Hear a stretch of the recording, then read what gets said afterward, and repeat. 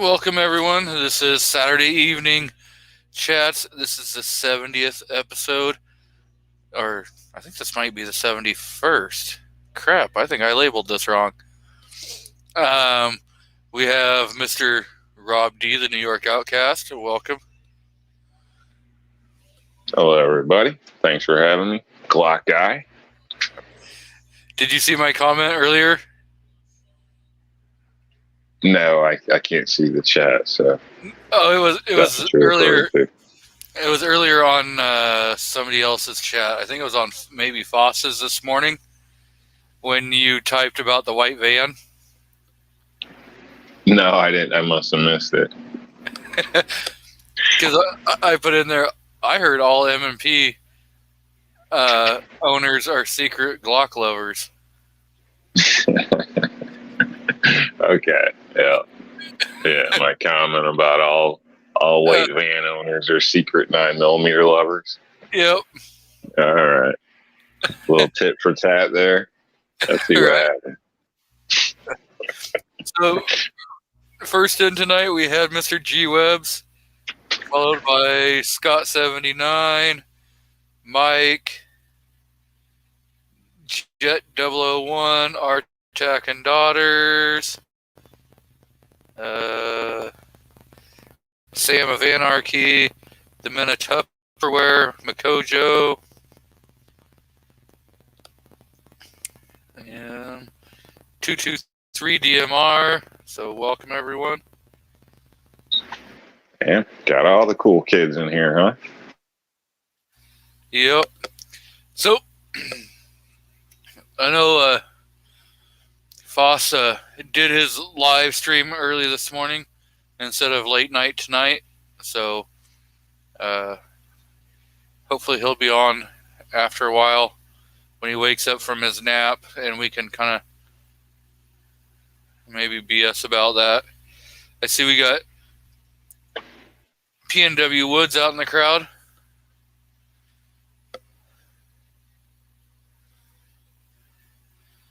Yeah, hopefully he does show up so we can bitch at him, or so I can. Yeah, I was expecting to see a 3D printed tank because, I need something to go grocery shopping in. So I'm a little disappointed that, it was on the thumbnail, but yet I just didn't get any leads on where to get that tank. Right? So DJ Play Nice has showed up out in the crowd. So rock. I know we have a bunch of crap going on right now, like the HEF redefining the rare breed FRT trigger as a machine gun, and rare breed decided, you know what, we're not going to take it, and so they have filed suit.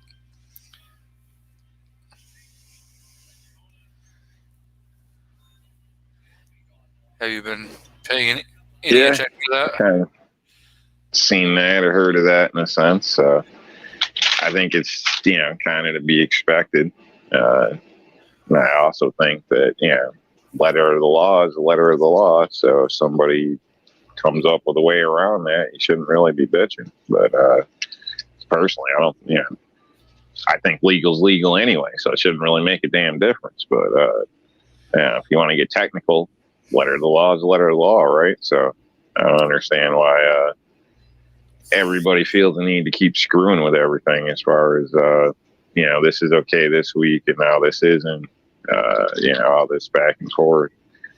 I mean, it's just more, honestly, infringement, in my opinion. If you bought it legally, it shouldn't be a problem tomorrow. My take on it is, as long as they keep us guessing, sooner or later, they're going to wear us out. And Five Guys. Yep. Hey, it beats McDonald's or Burger King. Oh, hell yeah. Those fries, oh my God, those Cajun fries. But yeah, I figure they're good. I figure they're just going to try work. Oh, they're not? You didn't get No, Cajun fries? but they're damn good.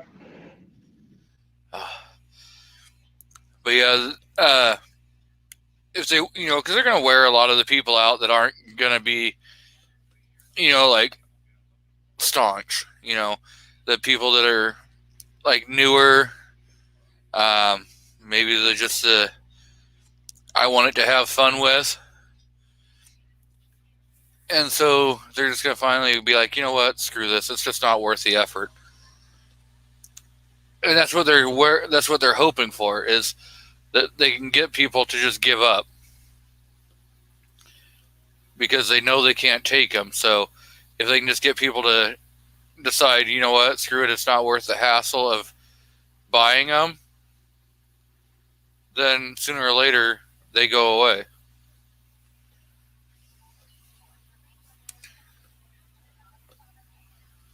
At least that's kind of my opinion on it.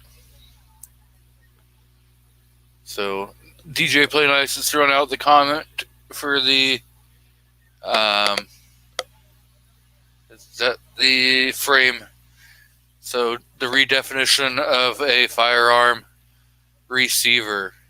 He has thrown the link out too.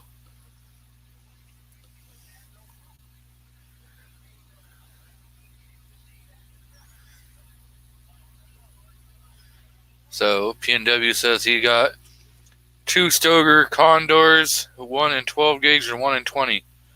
Time to shoot some clays.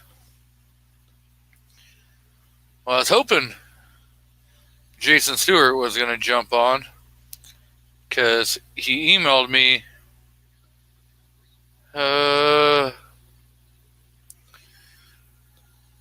yesterday pictures of his new acquisition. So I was going to see if he cared if I showed him off. I know he was talking about it over on Rick's Life this morning, or this afternoon. But he didn't.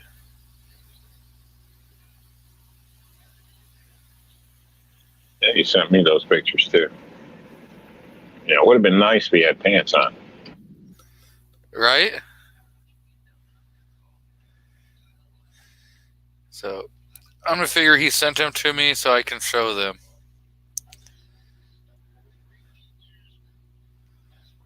That is his new Colt.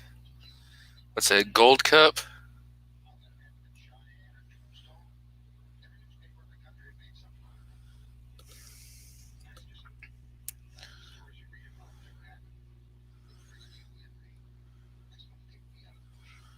So, good looking 1911.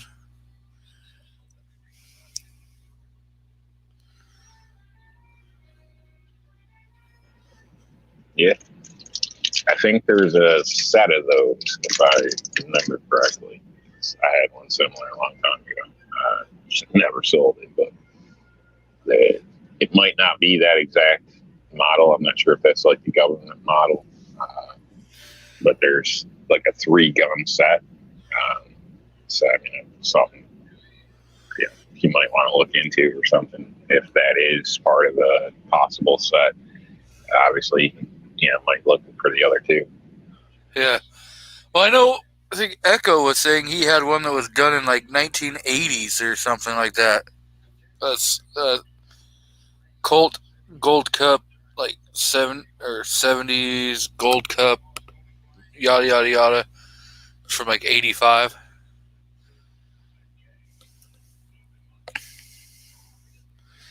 So I see we got gun loving grandpa out in the crowd.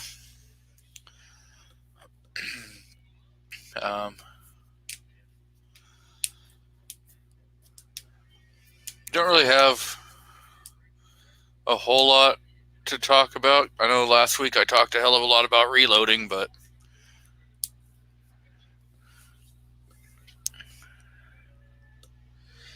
yes, that is definitely a salad.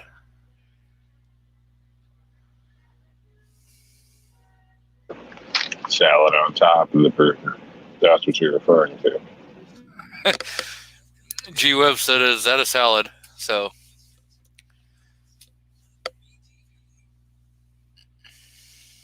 Yep. Salad on top of 2 slices of beef with some cheese and some bacon. Oh yeah. so anyone out in the crowd, if you guys have a topic you want us to talk about, go ahead, throw it out there. We'll attempt to talk about it.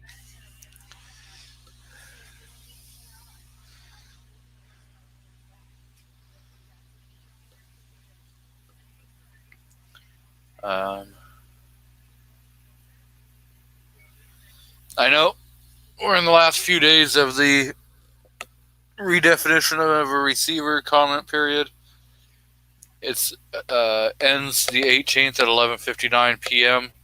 So at the stroke of midnight, the 19th, they will not be accepting any new comments.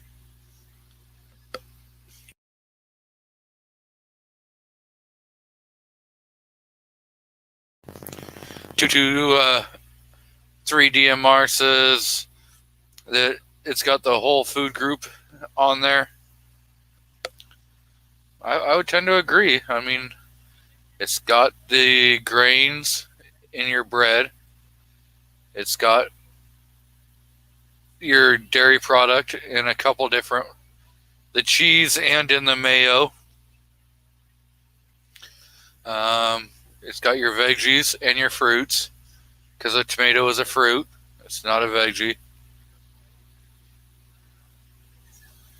And it's got your meat, your protein.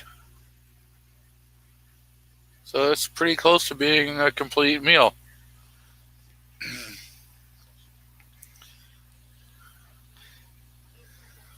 223 is correct. Smart man.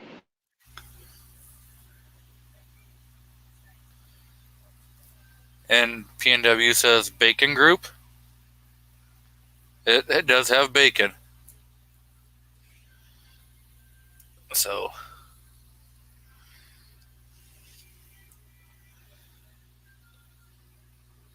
Yep, that's part of the yum section. that's definitely the yum section.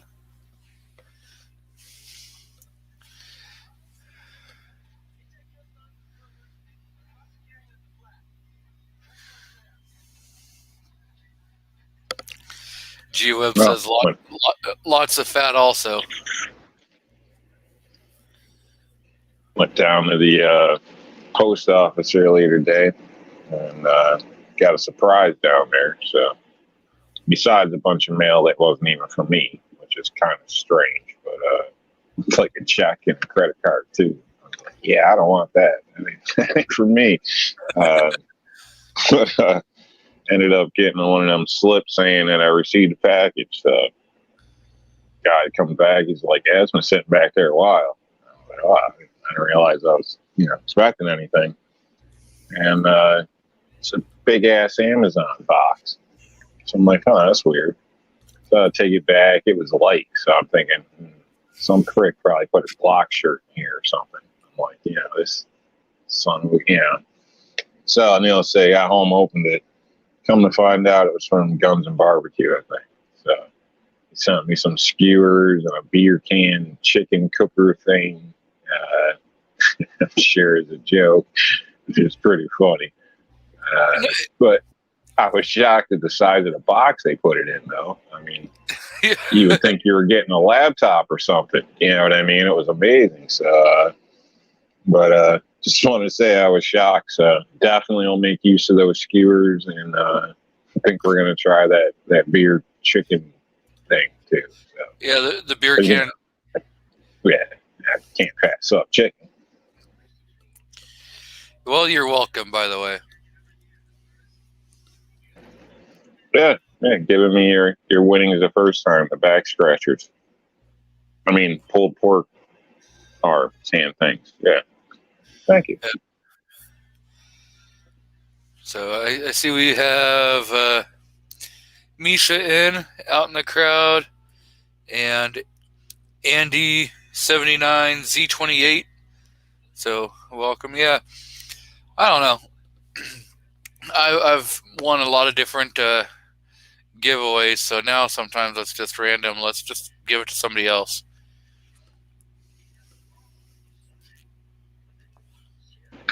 Make you feel good helping the disfortunate like me?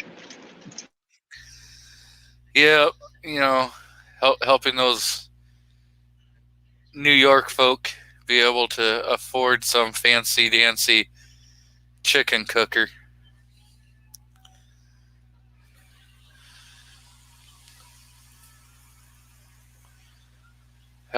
Help that cheap ass bastard not spend $8 to get a chicken cooker.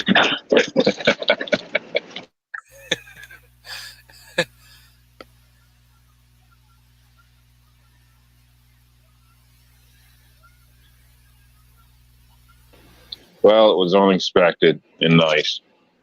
He probably only sent because he realized I'm probably not going to use those other things very much. So that was nice of him. So do appreciate it. Hey, barbecue skewers are nice for like even just doing the roast vegetables and stuff like that. Even if you're not doing kebabs. Oh yeah, skewers are good. They'll definitely get used.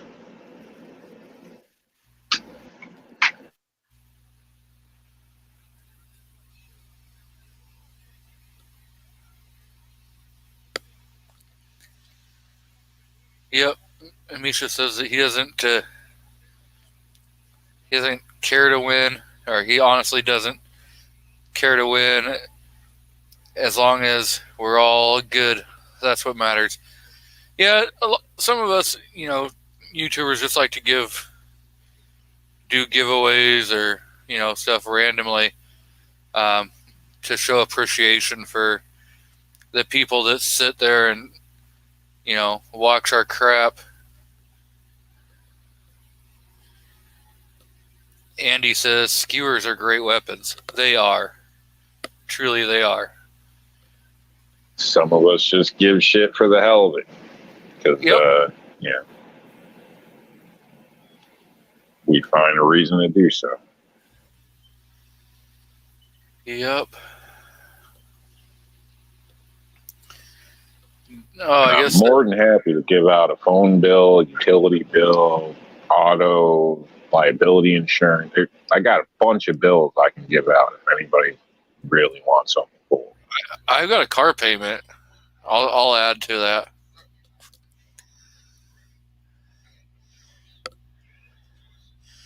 So Defense Dad must be talking to you because he says, "What's up, some bitches?"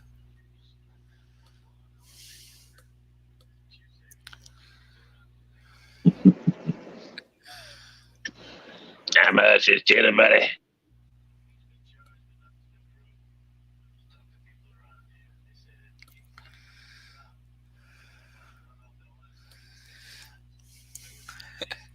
Misha says that he'll take the bills, but he doesn't promise to pay them. Well, that's not a deal. Andy says he'll throw in his mortgage payment. There you go. It's getting serious out here.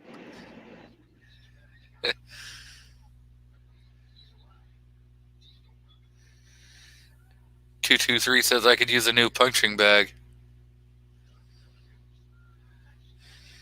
Rougarou's out there.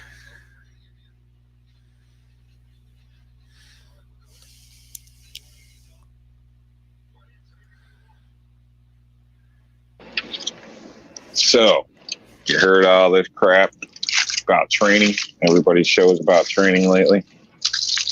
Yeah, it's been a lot of kick going on. And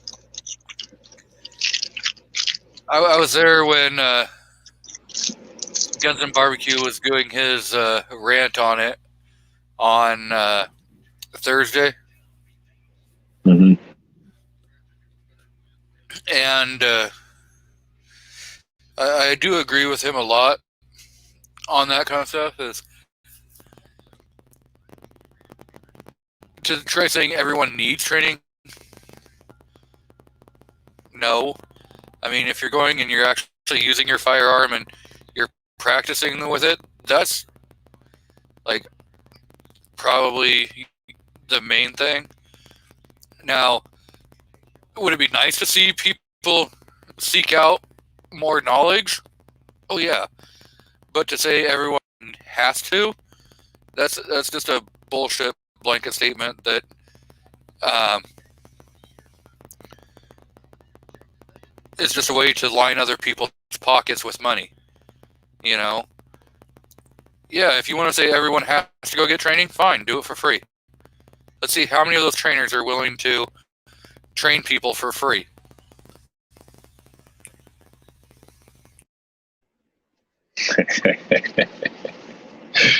Yeah, the brakes would probably come on pretty quick. Yeah, no, I don't know. I was just curious what your thoughts were, and yeah, I already made my opinion public probably a dozen times. I don't know. So I would state, yeah, it kind of seems like some people maybe haven't done some of these training or classes or anything like that, and yeah, not that I feel everybody, getting into my opinion, should have to take one, or if you didn't go to this class, you ain't shit, blah blah blah, whatever. I don't see things that way, but at the same time, I do think if you haven't, it'd probably be a wise idea to at least check one out, even if it's a cheap one, because most people I've seen that go to classes, they get inspired and they keep moving forward. Like they come across something that they didn't think of, something that they could work on, something where, I don't know, shit, Jason Stewart went to a class not long ago, and not afterward. You guys probably heard him on this show, all excited, and he's going out to try this, try that motivation, that drive. So if at all, I mean, you might get inspiration out of it. So, and sometimes that might be worth the money. So, not saying go spend $500,000-$600,000, something like that. But if something comes available, maybe get one and try before you really knock them. Because I'm kind of in the middle of the road on it. But some people seem complete anti. Some, not saying barbecue did. I'm not putting words in anybody's mouth, but just some are the other way, where if you're not training, then you ain't crap. And those guys are usually the same ones that you got to buy this holster, and you got to do this way and this way. And, they go around on a circuit, and the next thing you know, they're trying to sell you everything, in the kitchen sink. So, some of that's just a little too much for people, I think, in the aspect of even training. That's, there's different levels, but I don't know. I guess I'm all over the damn place, but basically, if you haven't tried one, at least try one before you knock it, because you might find something interesting. I would say, and no, it shouldn't be forced upon people or whatever. Just get everything clear out there. But you might be surprised that you might actually enjoy it. Yeah, and like Misha says, define training, because last time I checked, I don't think I'm an operator or plan to be. And that's not like seeking out more knowledge from other people, like how to be more proficient with your firearm, is a great thing. But to say everyone has to do it, I don't agree with that. Each person needs to make their own decision. And, Defense Dad has a great comment also about training shouldn't be required, but you can't just learn everything from YouTube. Identify what you need help with, and maybe find a class or two that deals with those skills. And yeah, those are all. I agree with that kind of stuff,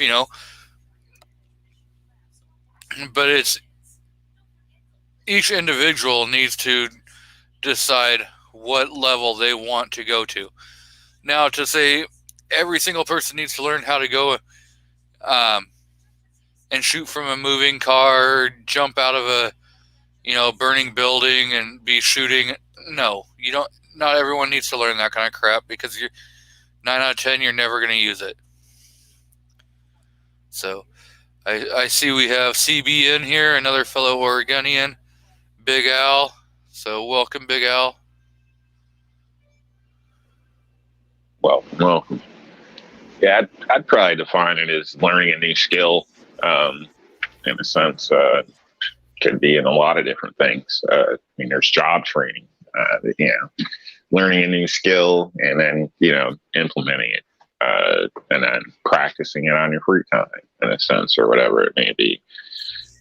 But yeah, just as my layman's definition, that's how I'd look at it. So. Yep. Big L says, training is only good if you know it's a continuous process. Which, yeah, and again, it comes down to the old saying, practice makes perfect. The more and more you practice, even if it's just dry firing, you're practicing your trigger control. And definitely, if you haven't ever tried it, hold your gun straight out and balance a dime on your front sight and try squeezing that trigger while you keep the whole entire gun steady, and don't drop that dime. That's a great practice. They pretty much force us to do that in the military in the hallway. So before you go to qualify and stuff. So it's one of the things, the dime test or whatever. So I think that's a pretty good trick. Everybody talks about dry fire, things like that. Doesn't solve everything, but you know what I mean? It all helps. So, and that's the other thing about training. It all helps. Like you mentioned before, some people may not be likely in this, but kind of weigh risk management, pros and cons. What are your odds for you and this and that? And any extra skill is never a waste. Truly, it's an extra tool in the toolbox. But which kind of brings up another point that just because you did something 10 years ago, don't mean you're going to remember it like that today. So repetition does kind of fall in line with training, where you got to stay in it now and then. My opinion again. Yeah, Big Al says muscle memory is the one thing you can't fake.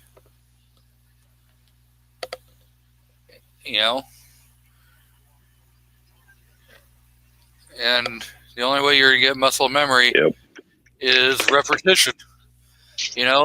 That's why I almost hit my lady every time she sneaks up on me. I tell you, so many times I had to pull, it's horrible. I'm like, why do you do that? So, Defense Dad says, at classes you can do types of shooting that would either get you kicked out of your normal range or arrested in the wrong places. Same as defensive driving courses that I've taken. Yeah. And I'm not saying don't go seek training. All I'm saying is it definitely doesn't need to be forced onto people. And there's some people that, are going to go, hey, I'm going to take every single training course that comes along that I can, and there's other people that are going to say, you know what, I'll pick and choose, and I may take one training every few years, but after I've taken that training, I'm going to spend the next year practicing what I've learned to try making the muscle memory before I go moving on to the next course. And then there's some people, again, unfortunately, that will never take a training class. And again, we're a free society, and that's their damn right.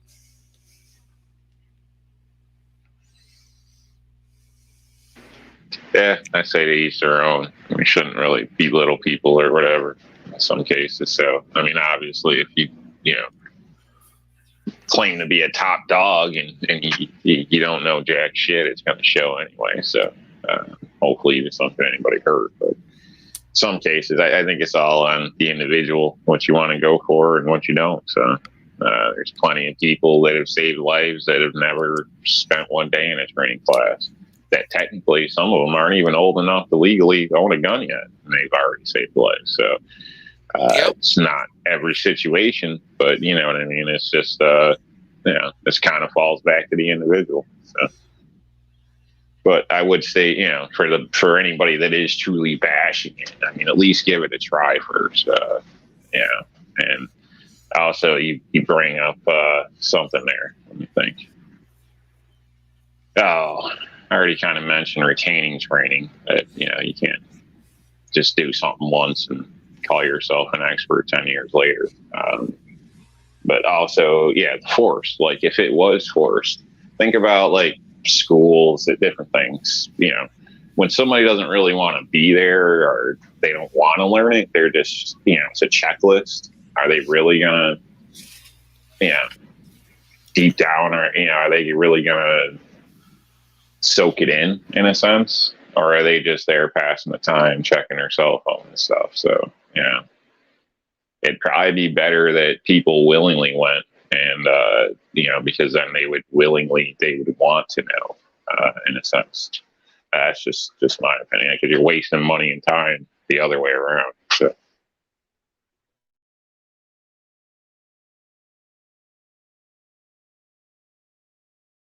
So, with like when you're being forced to do something, and I'll go from perfect example. I wasn't the greatest of kids. I've said it many a times. I got in trouble numerous times with law enforcement, and I was court ordered 6 times to anger management. Guess what? I passed those courses every damn time, because all you had to do was pretty much just show up. You didn't have to do a damn thing, but you just had to show up. By the time 3rd, 4th, and 5th time that I was going into those classes, the instructor was like, "Weren't you just here?" I'm like, "Yep, I was court ordered again." And he's like, "Fine, you know what? I'm just going to sign off the paperwork. Don't waste my time." So, sometimes when you're forced to do stuff, it's not beneficial for anybody. I was forced to do anger management as a juvenile, and first time just pissed me off more. So I went back again, and that time I played the game. But honestly, I picked something up after the fact. It didn't help me at the time, but I guess it gave me a different way to look at things, to where it did help influence my thoughts later, which in turn was a good thing. So, not that I was like, a Hellraiser like G23, but, obviously, kid scuffles, this and that. And, when you really hurt somebody, they send you to, anger management. They want to have a shrink talk to you and all that type of shit. So, but, my motto is don't start none, there won't be none. Yeah.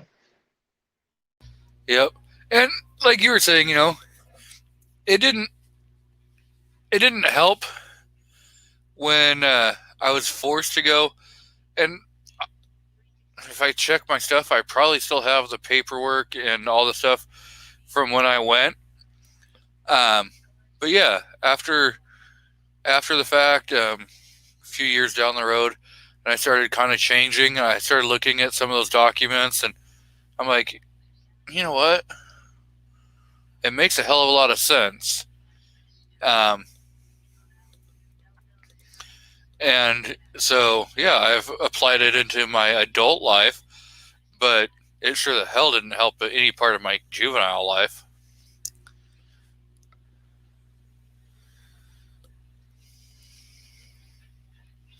It's like forced rehab. I mean, I'm sure everybody probably knows somebody or a relative or a friend of a friend that's, been thrown in and out of rehabs and they're still up to the same old shit.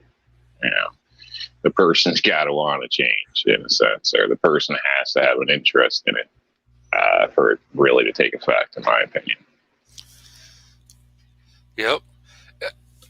And like Defense Dad says, I've seen a few people at the range that should have been forced to take gun safety training. Though, holy crap, some dudes are this is America, though. Yep.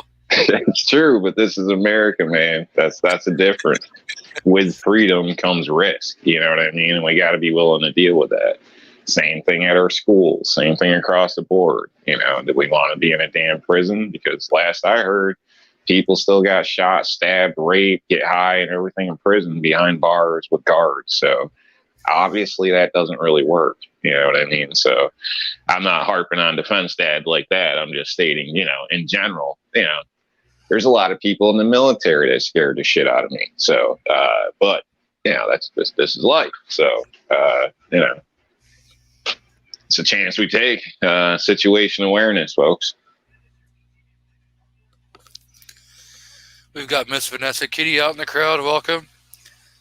So, Big Al says, helped a buddy train woman, first time shooters, bit of stuff on safety and how their gun worked, and have them shoot one round. He would say, okay, now we have to place to start and improve. Well done. Then the training began. Yeah, sometimes, just, and with a lot of like the new shooters, they're going to seek out friends and family who, have been shooting, for years. Well, we hope so. Yeah, we hope. But, most of the time they'll seek out somebody they know before they're going to go seeking out a stranger. Some people go and do seek out a stranger. And some people just say, guess what? I'm going to learn it myself. Now, TV is one of the worst things to the gun culture, I think, personally. So hopefully they're not getting it from TV. Right? If that's the case, we're all freaking Rambo. Even my grandmama. Shit, I ain't Rambo. I'm John Wick. Sure. With 30 takes and a crew, we all are.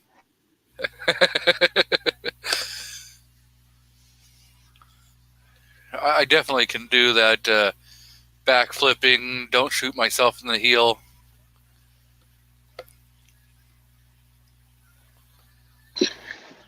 I'd love to see that, man. Yeah, I think even the crowd wouldn't mind seeing a video of that, bud. Yep, not gonna happen.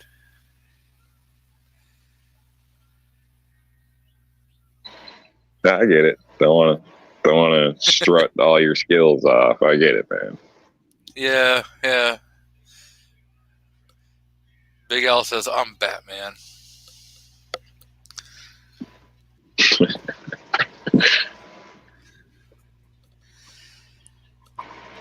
Now, Defense Dad has a good kind of idea. Maybe new shooters need the gun equivalent of training wheels, like an Altor. I don't like that. I get it, like joke-wise, but I don't know. With my kids, all new shooters, I started them off with a semi-automatic 22. Everybody's like, what? Semi-auto? Oh, my God. Like, oh, my God is right. Like, you don't have to fully load the magazine with a kid or whatever, but I guarantee you within like 2 weeks of shooting, they're going to want a damn semi-automatic. So there's no point in buying a stupid-ass Cricket when you could have just bought a real gun to begin with. Not saying, it's not a real gun, but you know what I mean? I just see it as a waste of money. So it's, I don't know. An Altor, I mean, That's, that's something. Does that even count as a real firearm? Does it have sights? I don't think so. Yeah, I might pass at that. Big Al says, need to have Kitty on your live feed sometime. Man, Vanessa Kitty is always welcome. Anytime she wants to be on here, she can. Just be careful what you ask for. Get her on here. Next thing you know, we're all going to be getting busted knuckles with a ruler and being given homework. So be careful. Probably. There'll be another book report that you don't do. Yeah. I don't need any more homework. Oh.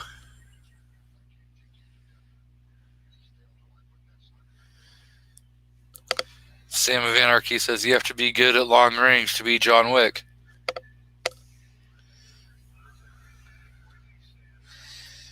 Yeah, like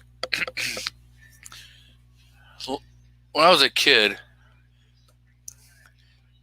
like the very first gun I remember shooting was a Ruger 1022 with a 25 round mag.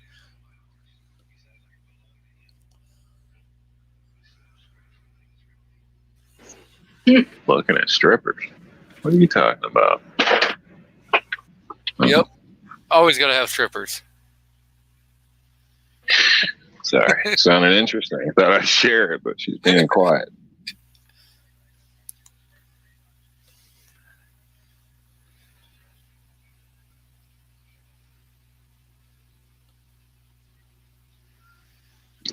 Never know what that girl's up to.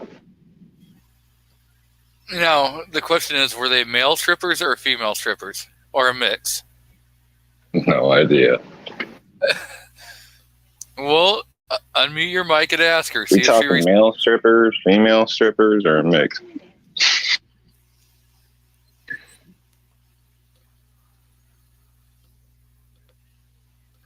Oh, it's a conversation with her dad, so I guess it's not that bad. Oh. Sounds like he's getting lonely. Is she going to take him to a strip club? No, he's in a rehab facility, not the drug kind. I fell and injured myself kind. So yeah, which is all on lockdown. It's up in Albany. I think they're being dicks, honestly. So, like, they got all these crazy, like, even outside, you can only have 2 people there besides him. All that. Last time we drove up, I had to just go walk around the property and stuff. Because just basically stand out so family can visit them in a sense, because we couldn't all go see him. I don't know. I think it's a bunch of crap personally, but so I don't know. He's probably in there bored and lonely, talking about strippers apparently. So I don't know. So Miss Kitty says, "What about a nude beach? They all strippers." Yeah, but you notice those are always the ones you don't want to see.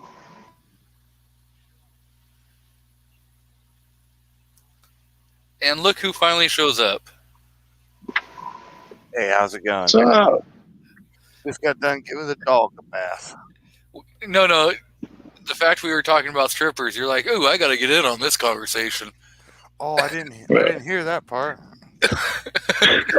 Don't get him excited, damn. He got all worked up about a junkie the other night, stripping her shirt off down the street as I was walking down the street. Oh, I remember that. I was just defending that woman's honor. Rob was all harsh. I think she left that shit at home, bud. Oh, so I showed off your new acquisition. Oh yeah, she's a nice one. I like it.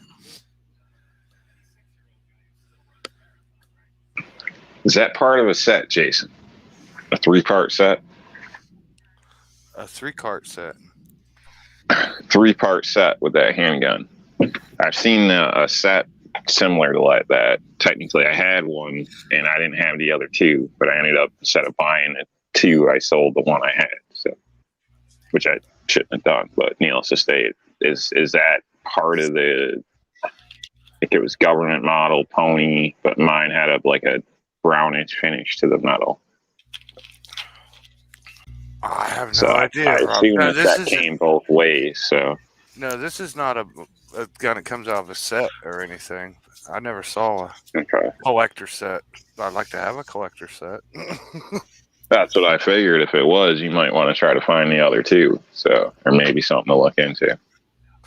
No, this is basically okay, they make different models. This is basically the Target model, right?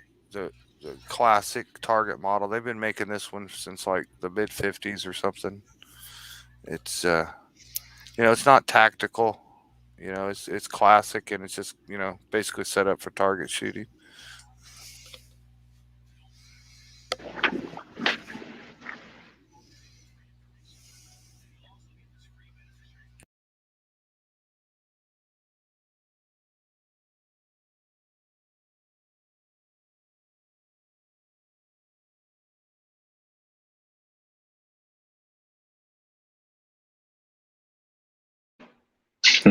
Did the world stop? What the hell happened? I'm just reading the comment up there. I guess, yeah, it's probably important whether you take a right or left if you're not dressed. You can see a lot of parents getting pretty pissy about that. Yeah, you could maybe end up in jail if you go the wrong direction also.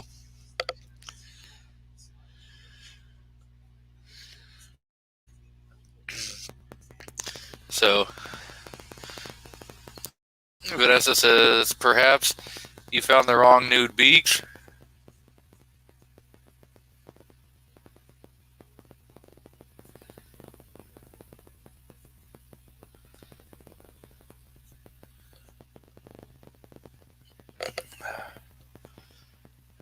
Yeah.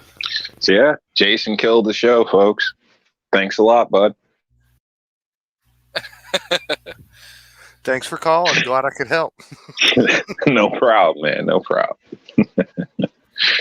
I was messing with it. So have you gotten your gun all cleaned up?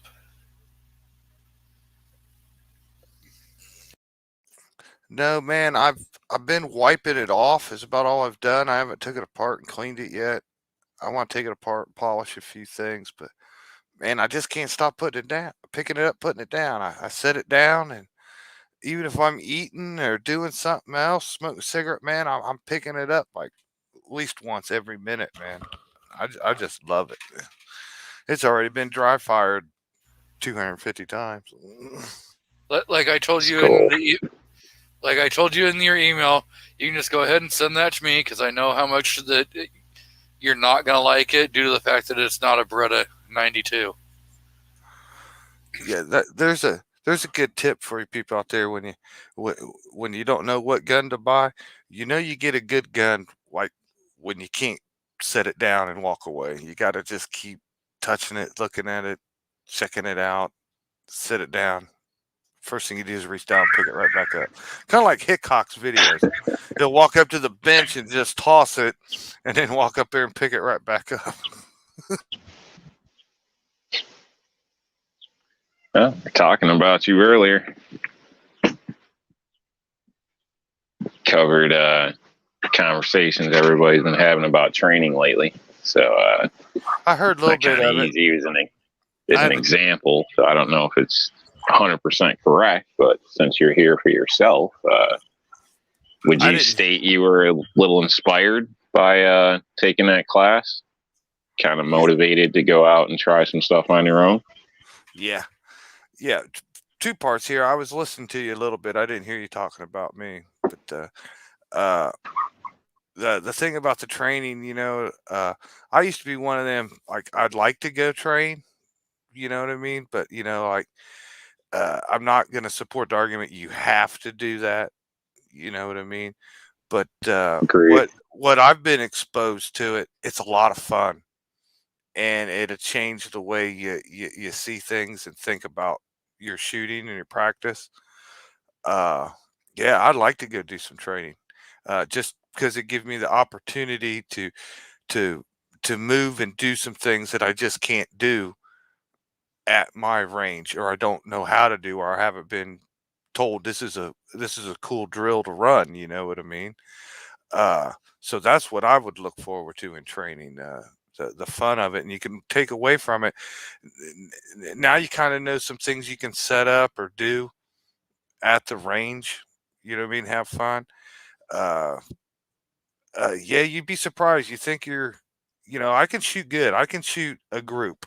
Okay, that's what I've done. All my shooting, everything. I can shoot a bullseye group.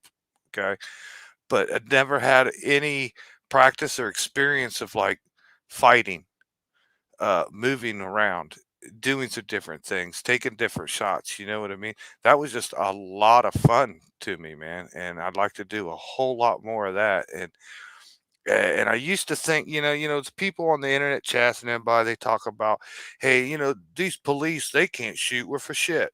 Or people, citizens can shoot 80% better than all cops on the force and everything.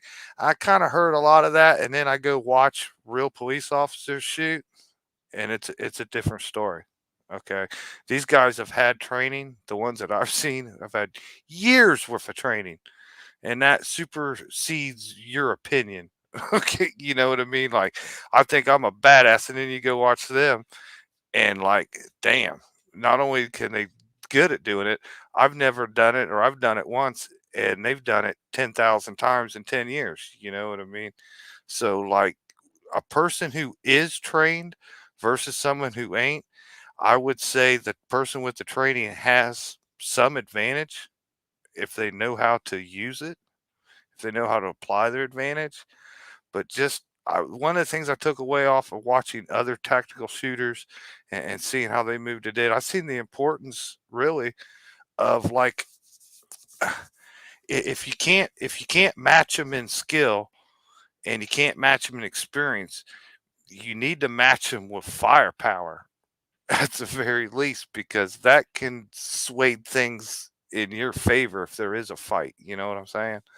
Like, you could have all the training in the world, and if you got a Glock with 10 rounds in it and I got an AR-15, you know what I mean? The odds swing in my favor.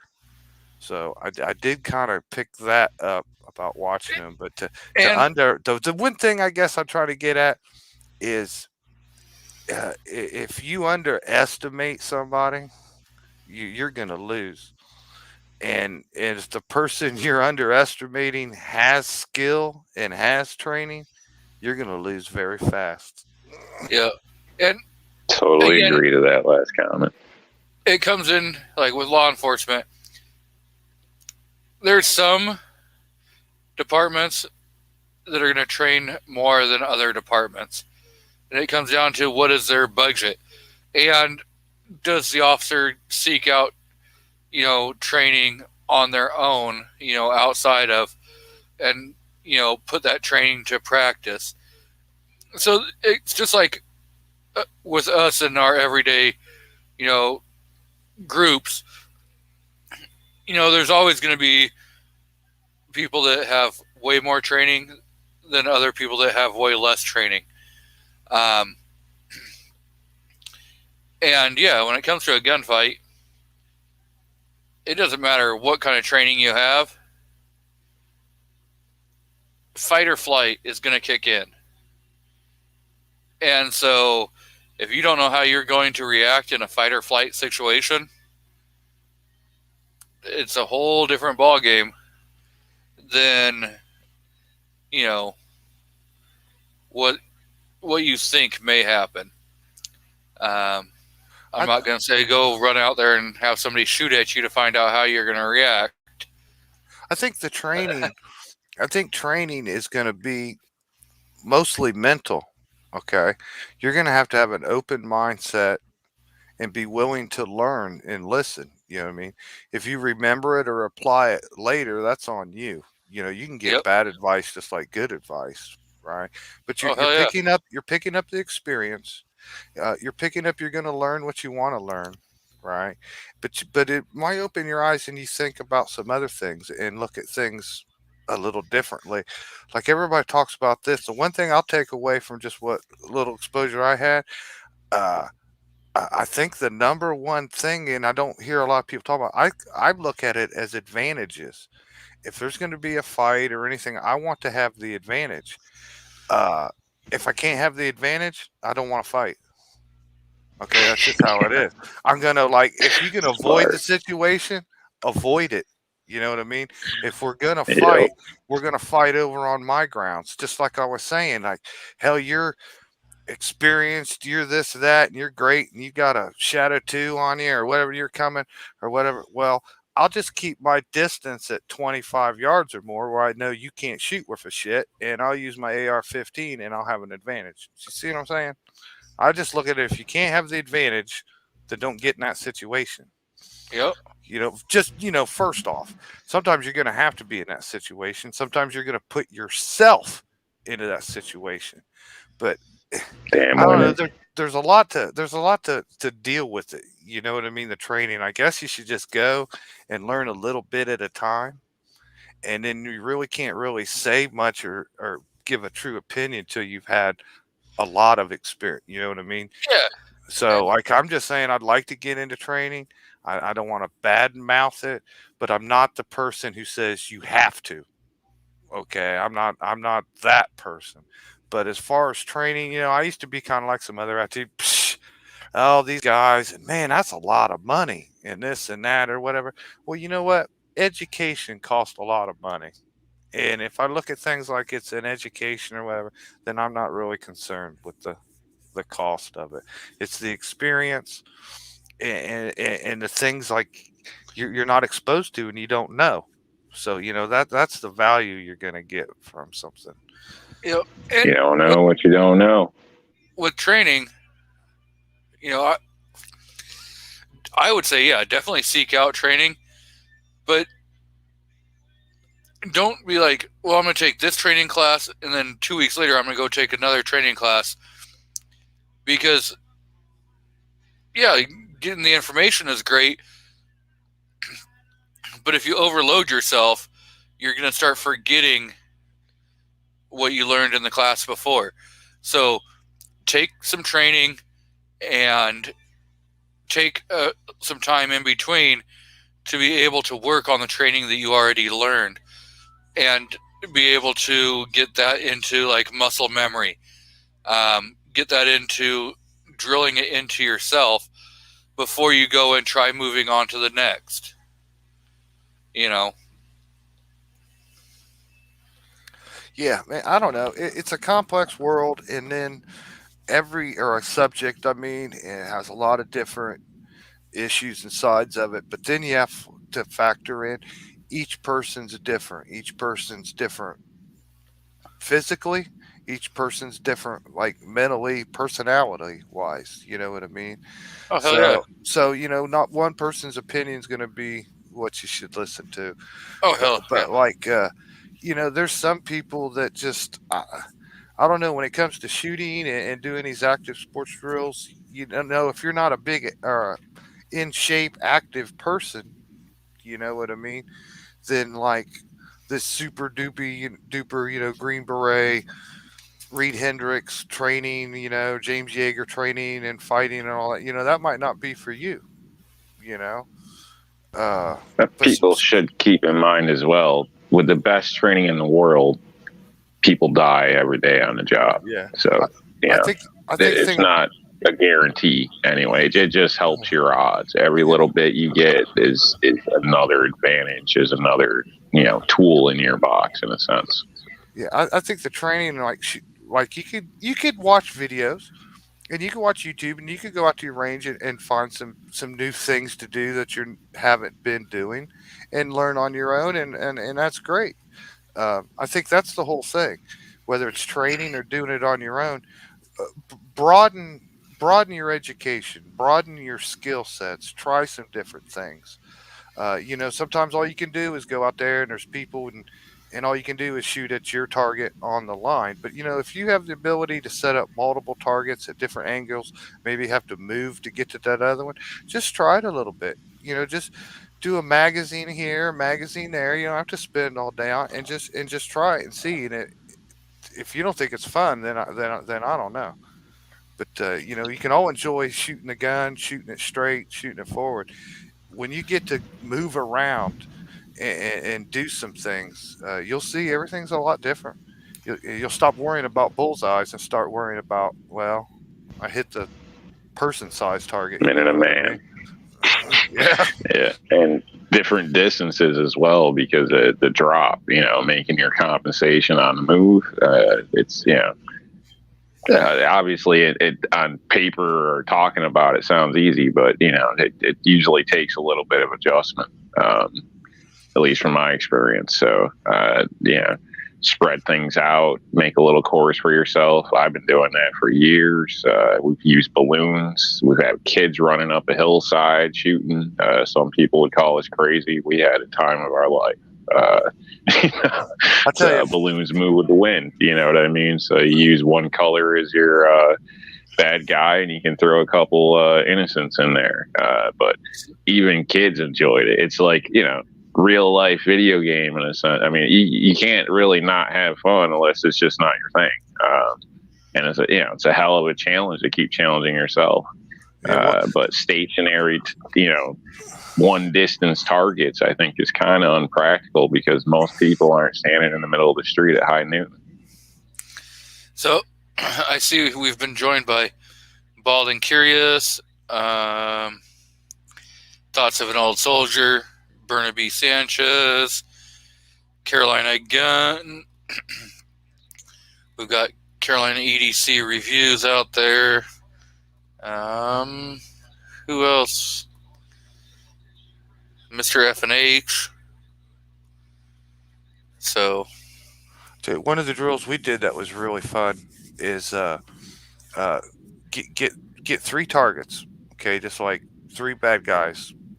Just like they were standing around right here. That's how it's gonna happen. You know what I'm saying? Get you 3 targets. Get up real close. I mean, close. A few feet away, just like you were in a confrontation, and draw up and shoot the dude in the middle. Take him out with 2 shots from the hip, and I mean your wrist is at your holster, at your waist. Pull it out right there, a few inches. Get 2 shots on him. Start moving backwards. Pick like one of the dudes to the left or right, and just move your arm over there, and not even aiming. Your gun now is only about halfway up. Put 2 rounds into him while you're still backing up. And now that you got clear distance, go back to the 3rd dude and plug him a couple times, maybe put a headshot on him. But start that all out, 6 shots, and I forget how many seconds. They don't give you very many seconds. I mean, you better do this whole thing in just like 2-3 seconds. You better hit 3 targets, 3 guys, 6 shots right now. And it's really fun to do, man. It really is. I mean, that's just one thing. It's better than going out there and mag dumping at a bullseye. You know what I mean? Go up there, spin 6 bullets, have a little fun, and you'll just see it'll get you excited, man. That's kind of neat to do. Just throw something in there. When you're tracking targets or going left or right or whatever, I would challenge people to try, do this as an experiment. Try it going right and try it going left. And you'll probably find that you're quicker at one way than the other. So, I mean, that's just something I don't know why. It's just a thing. So I've noticed that not just personally, but it's been a discussion in the past. So that might be something you want to kind of counter or train with, especially in a speed situation. For some weird reason, you're usually faster going from one direction to the other, one way or the other. So maybe something to experiment with, Jason.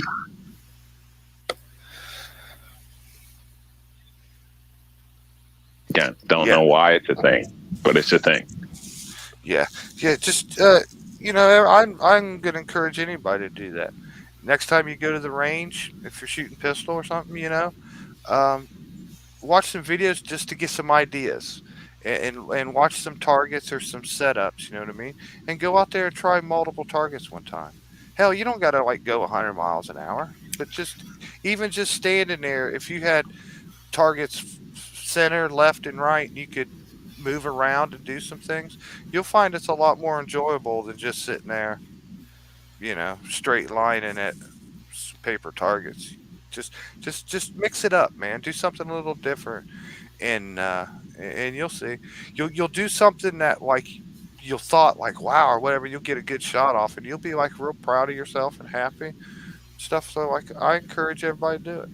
Like I've been having a little fun with myself, not to brag, but I can shoot really great at 10, 15 yards. At 25 yards, I just can't see, and I couldn't hit shit.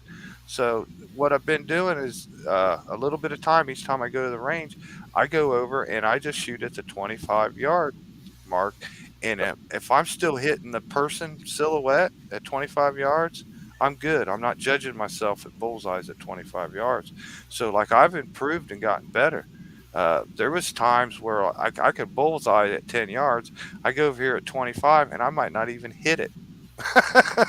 So I've increased my skill at least I can get it on the man silhouette, get a couple headshots on it, you know what I mean, at 25 yards.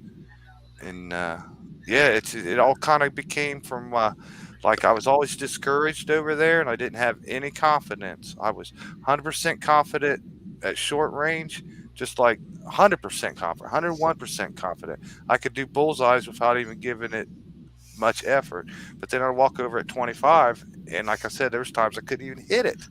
And I was so discouraged. Once I got success and got happy with it over at 25, well, you know what I mean? That changed it for me, Now I look forward to going over there at 25. And like I've been doing it when I'm leaving at the end of the day, and like I'll look at my ammo or I'll look at some mags that are loaded. I specifically, nope, I'm saving those for when them people leave over there so I can go use that lane, you know what I mean?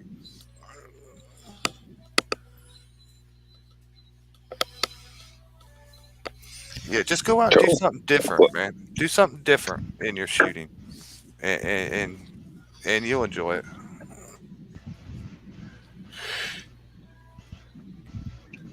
Well, thanks for sharing. I think my point's made there, folks. Can get inspired by a class, so something to keep in mind. Oh yeah, I'm not gonna tell anybody to go do it, but I'll tell you what, I wouldn't mind having a portfolio. I wouldn't mind having a thing of a bunch of diplomas from a bunch of different places. It gives me more to like. The only thing I know, I'm not like a genius, and I didn't go to Harvard.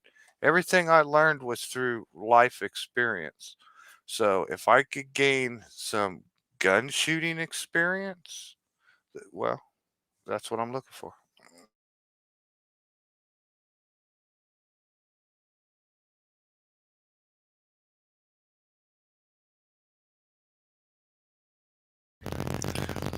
Yeah. And you were saying, like at some ranges, you're not allowed to do certain things. And if you can get out in the hills, out onto like BLM land or forestry land, that's the nice thing is because as long as you know what's going on around you, and you should always know what's going on around you, you can pretty much do whatever the hell you want. I mean, if you want to dive, any direction you want and be able to try shooting while you're flying through the air, guess what? You can do that. But just remember, you better know if there's rattlesnakes close by, because that might be a different fight that you're getting into. But just encourage people, definitely go out and look for places like that where you can try more drawing from the holster, all that type of stuff, or moving a little bit, angling from off a tree or something. You know what I mean? There's a lot, because that's more in real life. I don't want to stand out in the open to take a shot. I'd rather be tucked in behind cover and come out when I choose to. But yeah, that's me. So, I mean, a lot of that stuff, the stability you can gain off solid objects, you might be shocked at what that does to your shooting. So it's definitely a lot. But if you do go out in the woods, this is one thing I got to stress to everybody: unfamiliar place or whatever, do a walk around. Make sure you have a bullet stop of some sort, and that there's not, a trail right behind that's, the kid and family's going to come up in an hour. So common sense, you know what I mean? It's just for everybody's sake, but definitely get out if you can. I used to be a member of clubs, and at this point, I just not renewing. Even in the winter, I don't go as much, I'll be honest, but it's the only time I kind of still grit my teeth about the club. But the freedom's unreal. I mean, you can literally pretty much do anything, practice anything. You might not want to have a camera on, for some of whatever you're into, because, things might be seen as debatable or some of the safety Nazis, but you can do a lot of stuff out there that you just can't do at a normal range. So definitely look into it. I think even if you got to drive an hour, I honestly think it's worth it. Maybe not your everyday range trip, but you should try to throw it in a rotation, in my opinion. So we've been definitely, go ahead. We've been joined by Space Texan and Wheeled and Well Armed. So finish your thought. I think that was pretty much it. Just, encourage people to get out and try that, and, but be safe about it. Do a walk around, pick up your trash. Don't be a douchebag, that type of stuff. And again, you can train how you want when you're out there. Just remember,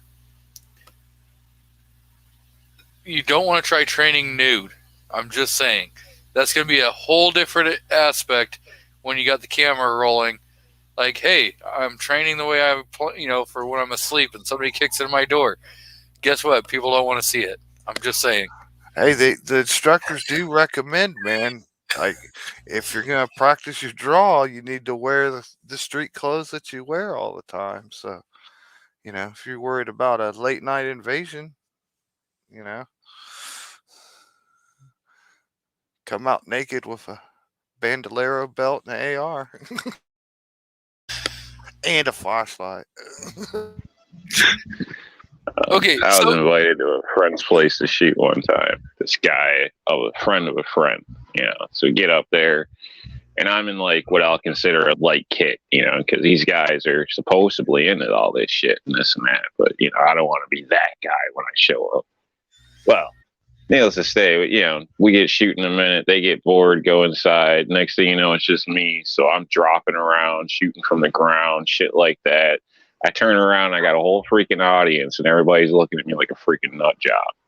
So one more reason I like to just go to the woods, something to keep in mind. So yeah, you might catch a bad rap from certain people or your friends, family in some cases. So I haven't been invited back. So I don't know what the problem is, but I guess it was a one-time deal.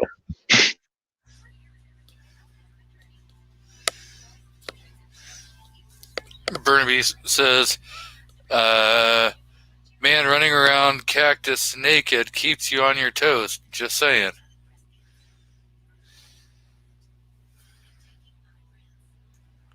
Yeah, also thanks to you, G. I've been spending a lot of time this week over on the Dylan website. Oh, you're welcome. You're completely welcome. I'm there all the time.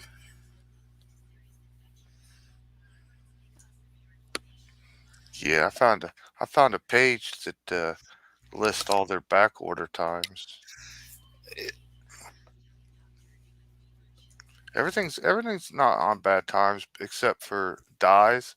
Like, you're not going to need Dylan dyes, but they're on a 60-week back order, man. That's a year and 2 months. Yeah, roughly. But then again, I've also heard a lot with, like Dylan saying that it's, a 60-week back order, and the next thing you know, they're shipping your order in like 4 weeks.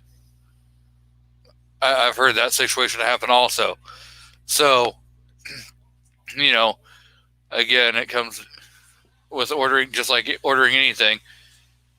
At least they're telling you that it could take at least this long. It may not take that long.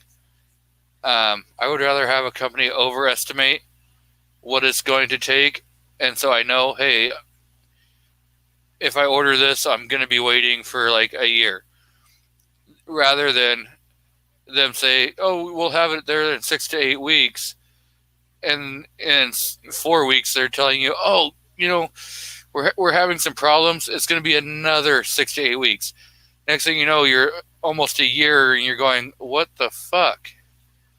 If they would have just started out at, hey, it's a year, let me make my decision on if I can wait a year or if I want to go find that somewhere else. Yeah, I That's was pretty wanting. ridiculous. I was wanting one A a year and a year? half ago. Yeah, I was wanting one a year and a half ago, and they couldn't provide everything I needed. Now it's a year and a half later, and they're still in that boat. Um, That's crazy. I might just start getting stuff, piece it together over time because I really don't need it. It's just something to treat myself with, you know. Yep. So I might start piecing one together over time.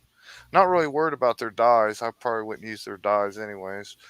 But everything else they got pretty much right now or within a couple weeks, I don't have a problem with that. And then again, it depends on what dies you're ordering from them, because like the dies I was looking at, they have in stock, because like 45 Colt, not a whole lot of people go looking for 45 Colt. You Yeah, know, yeah. The thing about their dies, though, I mean, I know it's this wait time and that stuff. I know they're good and they're nice and all that. I'm not gonna pay that for their dies. well, yeah, I'm just I not mean, gonna do that. I can get better for cheaper.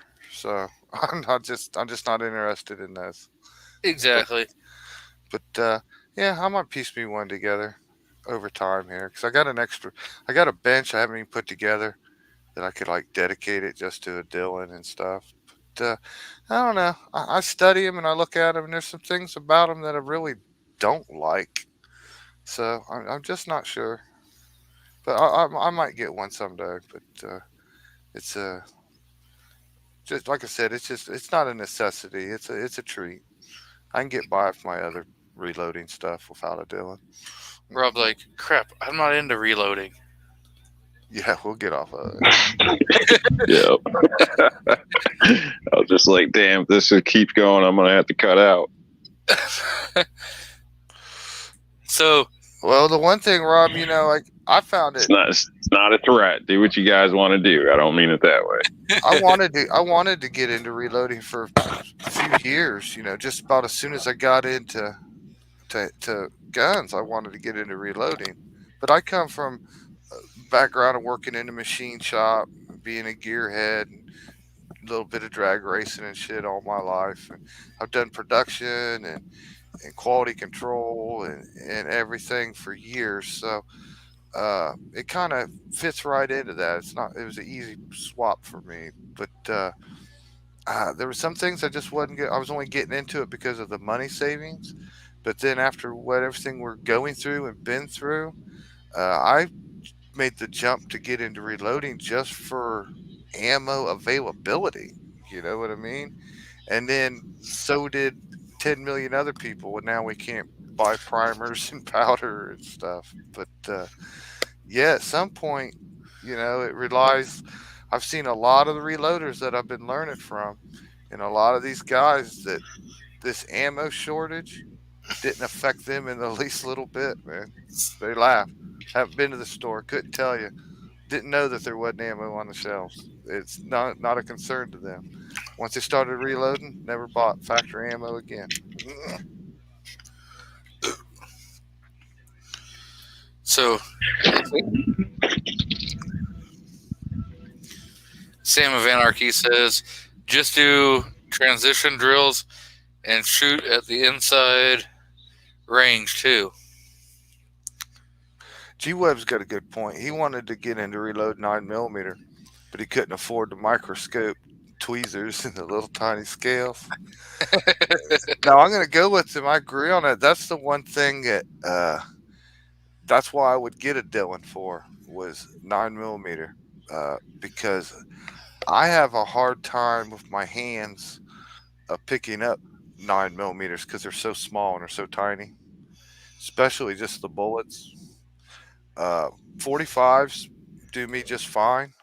You know what I mean? But the 9 millimeters, I struggle. Just I quit working on cars because uh, just turning bolts, nuts and bolts and stuff with my fingers and my hands, it'll just lock my hand up stiff like lockjaw and stuff. I've lost the ability to put my fingers together real small on stuff. So like the 9 millimeters give me trouble. That's what I hate to reload is the 9 millimeters by hand. So if I got a machine, it would be for 9 millimeter just because they're so small and they're just hard for me to hold.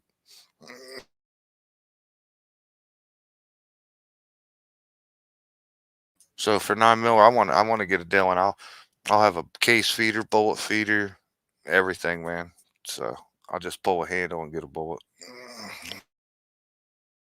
But those man, those run like $2,250. You can do that with a 750. Well, yeah, you can, or you can load the, at least just put the bullet in is all you got to do. You need to do And something really both hands, but if they don't have a. If you're gonna go like that in the bottom wheel the shell plate automatically indexes, you're gonna want to stay with the powder checker. You know what I mean? Yep. If not, you're going to be standing over, looking over. The only thing you're doing is pulling a handle and staring down into a moving case to see if it had powder in it or not. So you don't want to give up that powder checker just for the favor of a bullet feeder, because bullet feeders aren't going to be 100% all time either. I'll tell you that though. Even the good ones, and now and then you're going to get a cockeyed bullet or a bullet that didn't come out or something. You're going to have to mess with it a little bit or have extra bullets there to load by hand. But if I could get set up where I don't have to handle the stuff as much for 9 millimeter, that's what I'd do. I'd rather have like the 1150 or the 1050 and have all the stations to handle everything. I could just deep prime my brass and clean it and then take it over to that machine and run it. And that's what I'd like to have.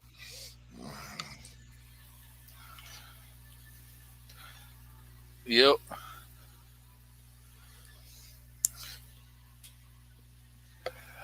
I mean, you might as well buy that 1050 or 1150.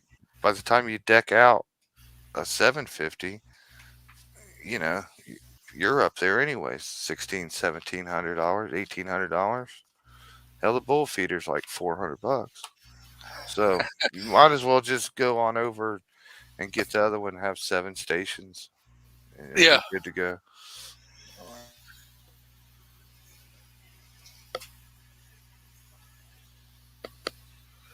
Misha says Rob wasn't lying.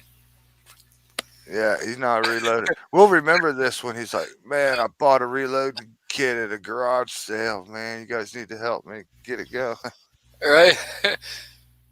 I was given this reloading equipment. What, how do I set it up? Just go ahead and send it to us. Well, that's what Rob wants. Rob wants one where you just turn it on and it magically makes bullets for you. That's what he wants. He wants like a Mark 7 auto drive. He wants something that'll just do it for him. Well, Dylan's got some of those also that are, but you can get into some of those Yeah, the auto drive systems, but Jesus Christ. What are they there? 10 grand? $4,000? Yeah, just for this kit? Yeah. You get into some of that and you're talking, 6 to 10 grand for some of those machines. Yeah, man, I like reloading, and I'm doing it all by hand, and I enjoy it. You know what I mean? I don't want to skip the process or anything. I just like a Dillon or something to make it a little faster, a little easier, just for like 9 millimeter. Nothing else. Just something to kick it out a little faster, a little better. That's all. But I don't want to like cheat the process or skip anything or not do anything. I want to be involved with it. I enjoy doing it. Just like 90% everything I reload, it's all prep work. It's all case prep all the way up to throw in your powder. You know what I mean? Uh, that you know the that's before you even get to putting it in your Dillon. You got case prep. So I mean, there's things to do. I enjoy it.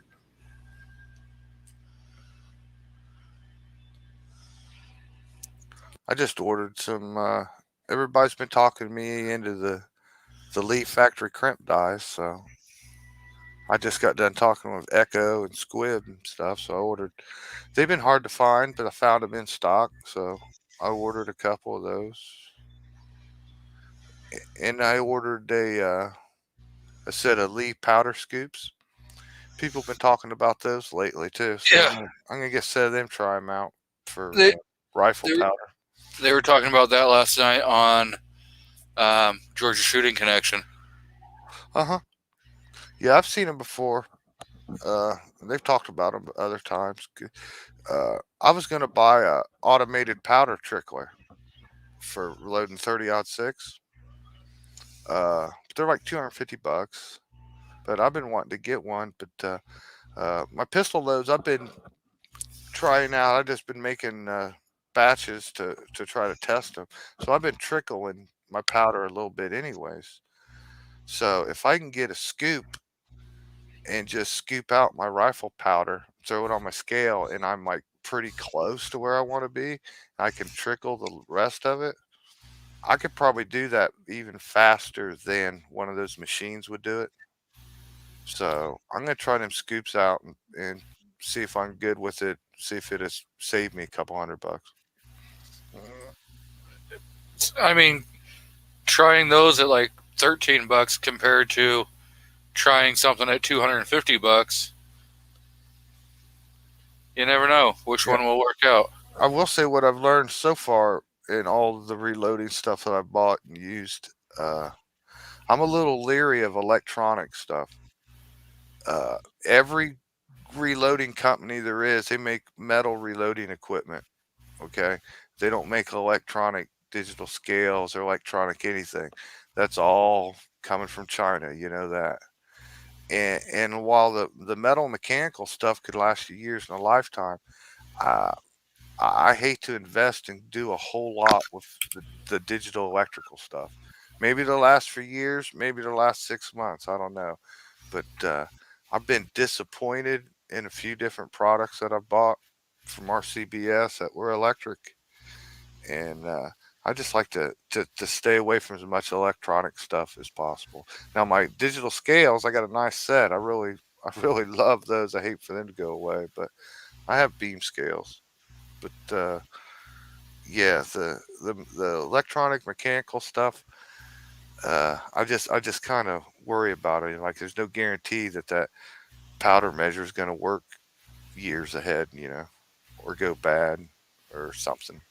So I just kind of hesitant. A lot of people review those RCBS Charge Masters and they love them and they're great and all this and that. And I sit and watch them and I think they're slow, but they're convenient and easy. But if I can get by and save the money and just do it by hand, I'm gonna start out that way. So Misha says that he's sitting on small and large pistol primers.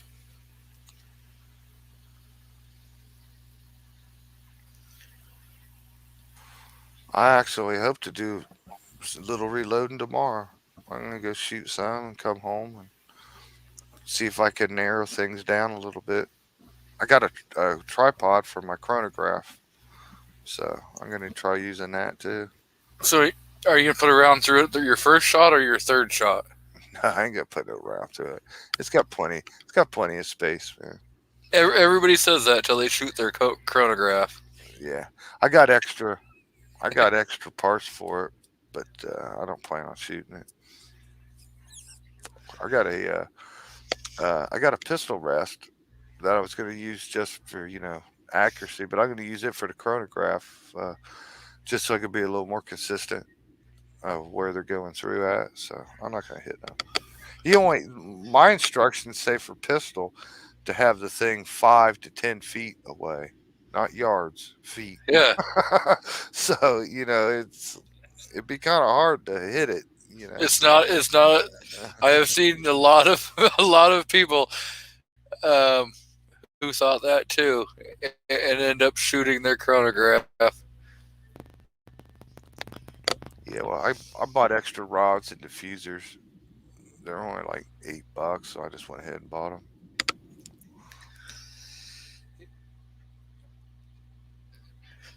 What was it? The Hungry Handgunner. Yeah, he put a round through his um, shortly after getting it.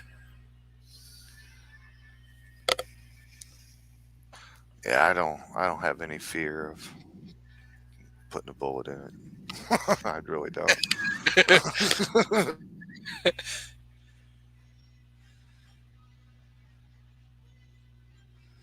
Yeah, but like Paul Harrell, he sits out. He said, "Oh, I'm 7 yards." You know what I mean? 7 yards. Well, that's 21 feet.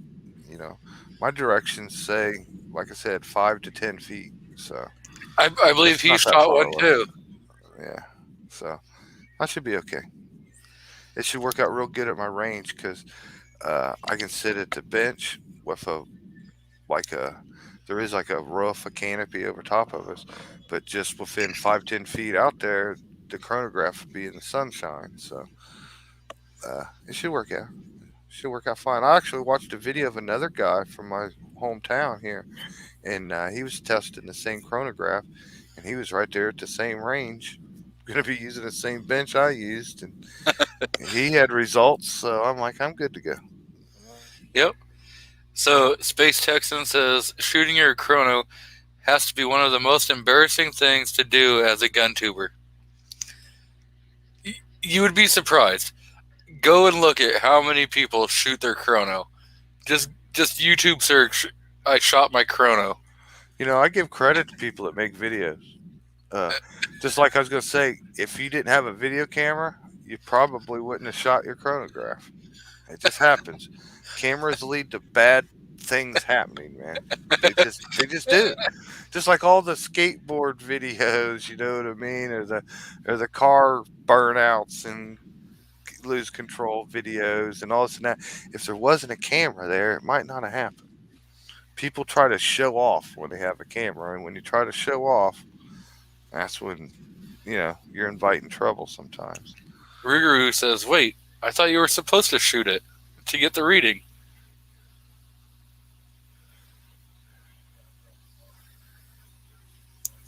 I was going to make a video. It was about a year ago, and had a Ruger 1911, and been out the range. Been shooting a while, and everything was fine. That gun's never gave me a single hiccup, ever, of any kind. And everything was fine. I've been shooting there at least a couple hours before I did this, and I propped up my phone and I checked it out, and I got the record button going and everything, and I started talking, and somehow it didn't have a microphone. So I made a little video, but didn't have no sound. I was like, son of a bitch. So I started all over again, got the sound working, and I go up to shoot, and I'm shooting, and it jammed. It failed to feed. Never done it before in his life. I'm like, what the hell? And I just let it go. I cleared the round, and I'm like, come on, the camera's running. Don't stop. Just go work through it. Just fired a couple more rounds, maybe changed the magazine. Damn thing did it again. And it never given me any trouble ever. And I'm like, what the hell? It was pretty dirty, but I was like, man, what the hell? And I cleaned it up a little bit, put a little bit of oil in it, went out there, and I was trying to figure if it was a magazine problem or what. And the damn thing did it again. Did it like 3 times. And I was like, oh man, what the hell? But since then, that gun's never done it again, long as there isn't a camera turned on. Never had an issue ever until you hit the record button. So you're saying your gun is camera camera shy. shy, yeah. That Ruger's camera shy for sure. It just has a problem performing when on camera. Yeah, but I really do. Filming a video is tough, man. Even if things go wrong. Oh hell yeah! You know what I mean? It's really tough It's why haven't really gotten into it or do it, and to go on YouTube, you're going to need a camera and a microphone and some other stuff. Then on top of all that, there's editing and all that. I mean, I really give credit to people that put out videos and put out a lot of videos. It's a it's a knowledge and a skill that I don't possess. Yeah, So I I've don't done, knock people's videos and I don't gripe about them. I mean, there's people complain about everything in the world, but I know how hard it is to just make a simple little stupid 20-second video. It's tougher than you think. Just getting a camera to work, getting sound to work, getting can you see the picture, all that, just all that, man. It's a little tougher than you think. And yep. Defense Dad says he actually enjoys the editing. It can be fun. See, I enjoy all the other stuff, setting the cameras up and all that, doing the shooting portion of it. But then I hate the editing, and it's just because I'm not very tech savvy. I'm not that guy who's going to sit behind a computer and play around. So a lot of my editing is I add words to the screen. yeah, That's when it comes to my editing.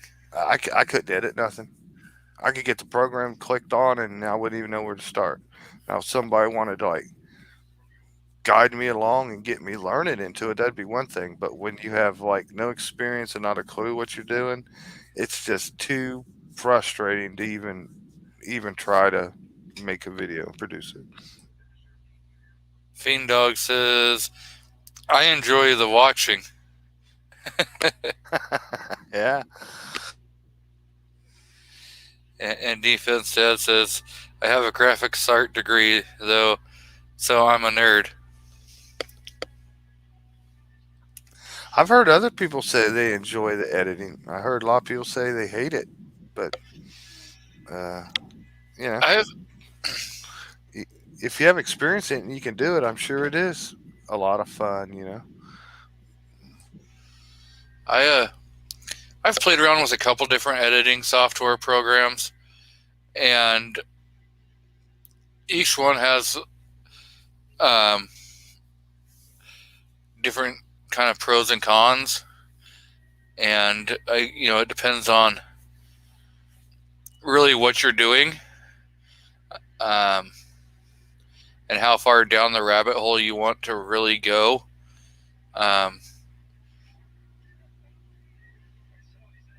And I just use the free version, so I'm not, I bet if I went and had a paid version, it could do more, and stuff. But I figure I'm not going to start putting money into editing software and stuff until I really start producing more videos and stuff, and I realize that I need to. But I can, on the free stuff, I can cut out the empty space where there's not a whole lot of talking or anything going on. I know how to edit that stuff out. And so that's pretty much all I really, at this point in time, need to know. I struggle so much. I've been wanting a new channel logo, and I've had a couple ideas that I thought about for a couple of days. I was like, yeah, this would be cool. This is what I want, and then I've gotten frustrated. I really can't come up with nothing. Uh, You I know, I asked G Webs if he'd help me make a logo, and he said send him some ideas or whatever I was looking for. And man, I've just been struggling. I can't come up with can't come up with something. I just can't create something in my mind. G Webs is the one that did mine. I just need to leave it up to the professional. I just hit a brick road with it, and I kind of got a picture of what I want to see, but I don't have the knowledge at all to make it happen with a computer All, program. Man. all I told G Webs, I was like, pretty much what I wanted, and he did it. Um, and I'll tell you one thing: if you have him do it, he'll probably do it like live on a Friday night show or something like that. Oh, And I would definitely jump on. I would definitely jump on the panel because he'll ask you questions, and if you're there, you can communicate with him. It'd make it a hell of a lot easier. I didn't jump on the panel; I was still out in the crowd, but I think I got a pretty damn good logo out of what I told him. Yeah, I need to recontact him and see if he still got the time. I'm in like no big hurry on it, but uh, yeah, it's kind of hard to like write down what you're thinking in your mind. You know what I mean? I don't want nothing real crazy. I got a new channel name. I already secured the name and the email and everything. I'm gonna switch over to that. So I just been trying to come up with a decent little logo, maybe a picture, for the YouTube page at the top. Uh, yeah, I Yeah, just I'm sure he'd be able to help me, man. He's got so much experience in that, and he knows what to do and everything. I just kind of I get lost. Don't really I, know. I still don't have any. There's things I like. There's pictures, and I'm like, oh, I'd like to have a logo with this and that. And then I don't even know if it's possible to draw that. You know what I mean? So like, I'm like, man. Uh, Yeah, like I still don't have any channel art, and I know I need to do some channel art. But again, I'm not that graphic guy, so it just kind of stays blank. And I know in the large scheme of things, it's hurting me. Um, what I'm gonna go with, I'm probably gonna go with one with just two initials in it, and uh, uh, like maybe the red, white, and blue color scheme, maybe. maybe just white and blue, red, white, and blue. I'm not quite sure. Yeah, I just want to go with something simple, but I just have like no way of doing it. Like my logo right now, I like copied it off the internet thing and put the red border around it, and that's about all I could accomplish.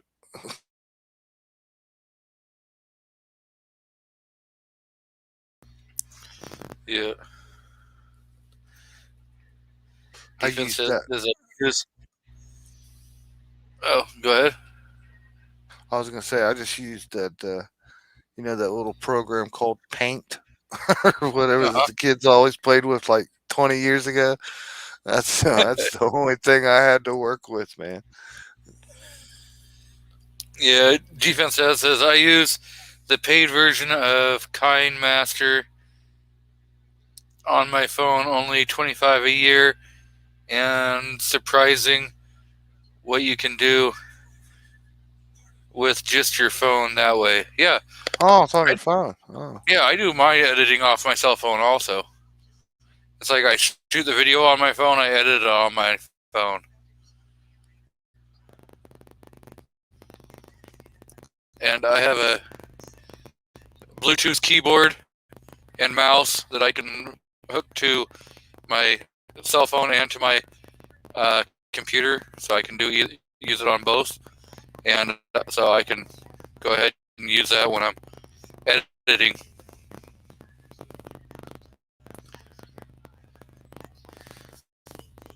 So Moog just showed up and asked if you've shot your new pistol yet.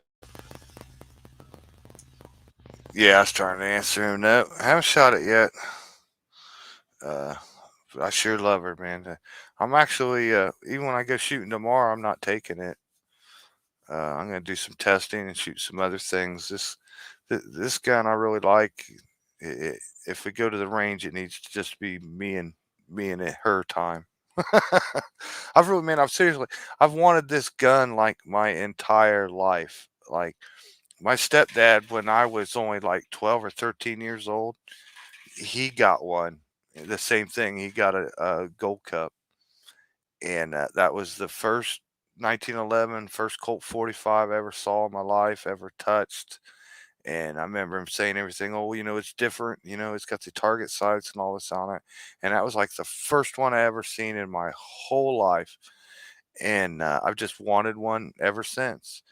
And I really only shop at one gun store. I don't order online, and I don't go to, like the Bass Pros and Cabela's or places. And my particular dealer's always got a lot of nice pistols.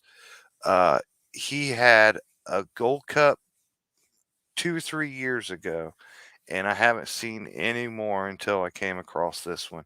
And as soon as I seen it, well, a lot of guns I buy, oh, as soon as you see it, you don't walk away. This was definitely one. As soon as I seen it, it was like, hand it here. It's mine. I'm not walking away. I'm not letting this one go somewhere else. I don't have nothing to think about. I want this pistol, man. So I like me and this pistol's gonna have a lot of enjoyable time for. I'm gonna work up my own loads, target loads for this pistol, and feed it just the best and give it lots of love. Uh, I got plenty of other toys, man, but this one I really like this one. You can always go into your dealer and say, "Hey, this is what I'm looking for," and have them order it for you. Yeah, I've done that a million times before COVID. Not so much after COVID. Right now, my dealer, I can't order nothing. I can't order a single thing. Because everything that I want is sold out everywhere. And he said he's basically just he gets what his distributor sends him, man. It's still kind of like that. We're still feeling the pressures of 2020. Yeah, our tyrannical governor decided that it was time to reinstitute the mask mandates. Yeah, yeah. Real quick, Moo wants to know what to pay for. I don't mind saying what to pay for. I He well gave his left testicle.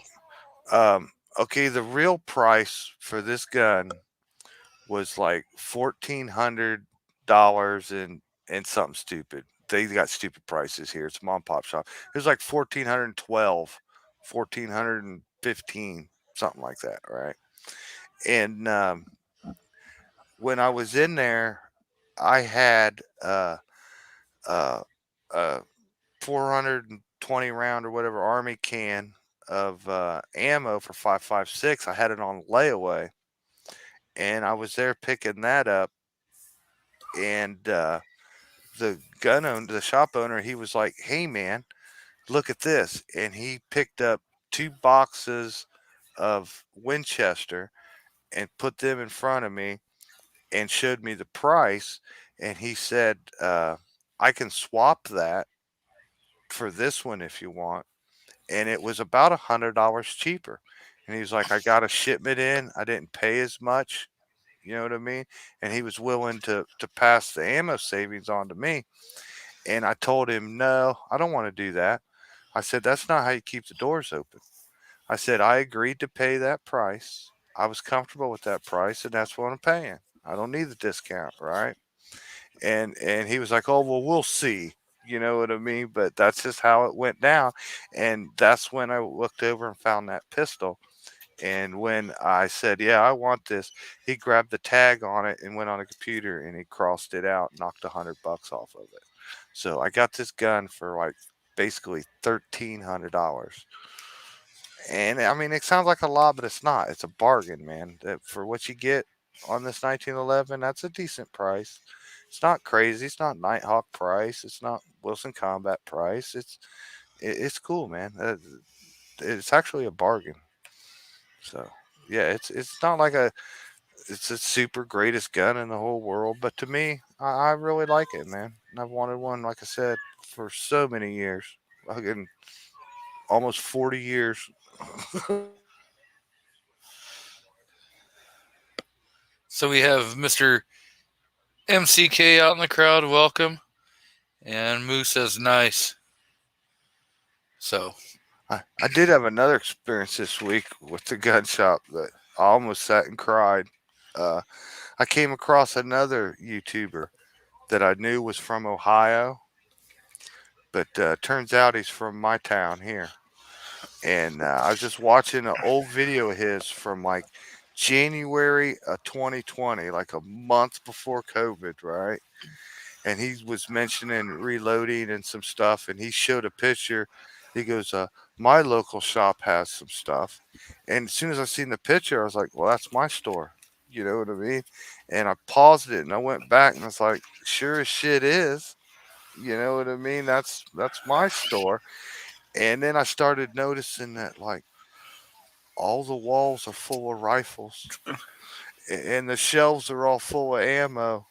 And then he went over with his camera to the reloading section and there was bullets, primer, powder, and all that. I hit pause and I damn near sit here and cried. I was like, oh, the good old days. The good old days. Right? Yeah, it's So kind of my dealer went through a lot. I'm so glad he's still in business. yeah, I have a really good dealer over here, and I know they because they're more of a small mom and pop, like outdoorsy kind of store. They're not just a gun store, so they sell kayaks and hiking boots and all different kinds of things, fishing gear. So I think that kind of helped them also.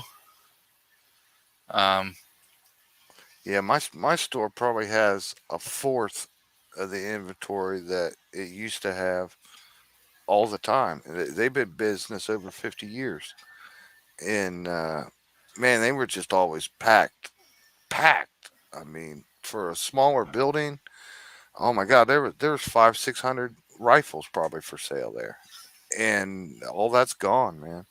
Stuff is scattered and spaced out and thin and bare, and that stuff all got bought up. And the only thing that's left, it's been sitting there for a while. People just aren't buying them, and it's really sad because I used to be able to so go in there and get anything I wanted. I could order anything I wanted, get anything I wanted, and it's just not like that nowadays.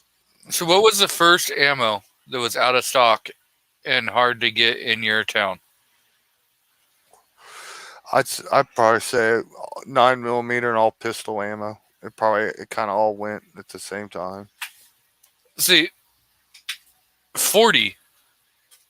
Everyone says that it's an obscene or obsolete round, but in my area, 40 cal was the very first round that no store had.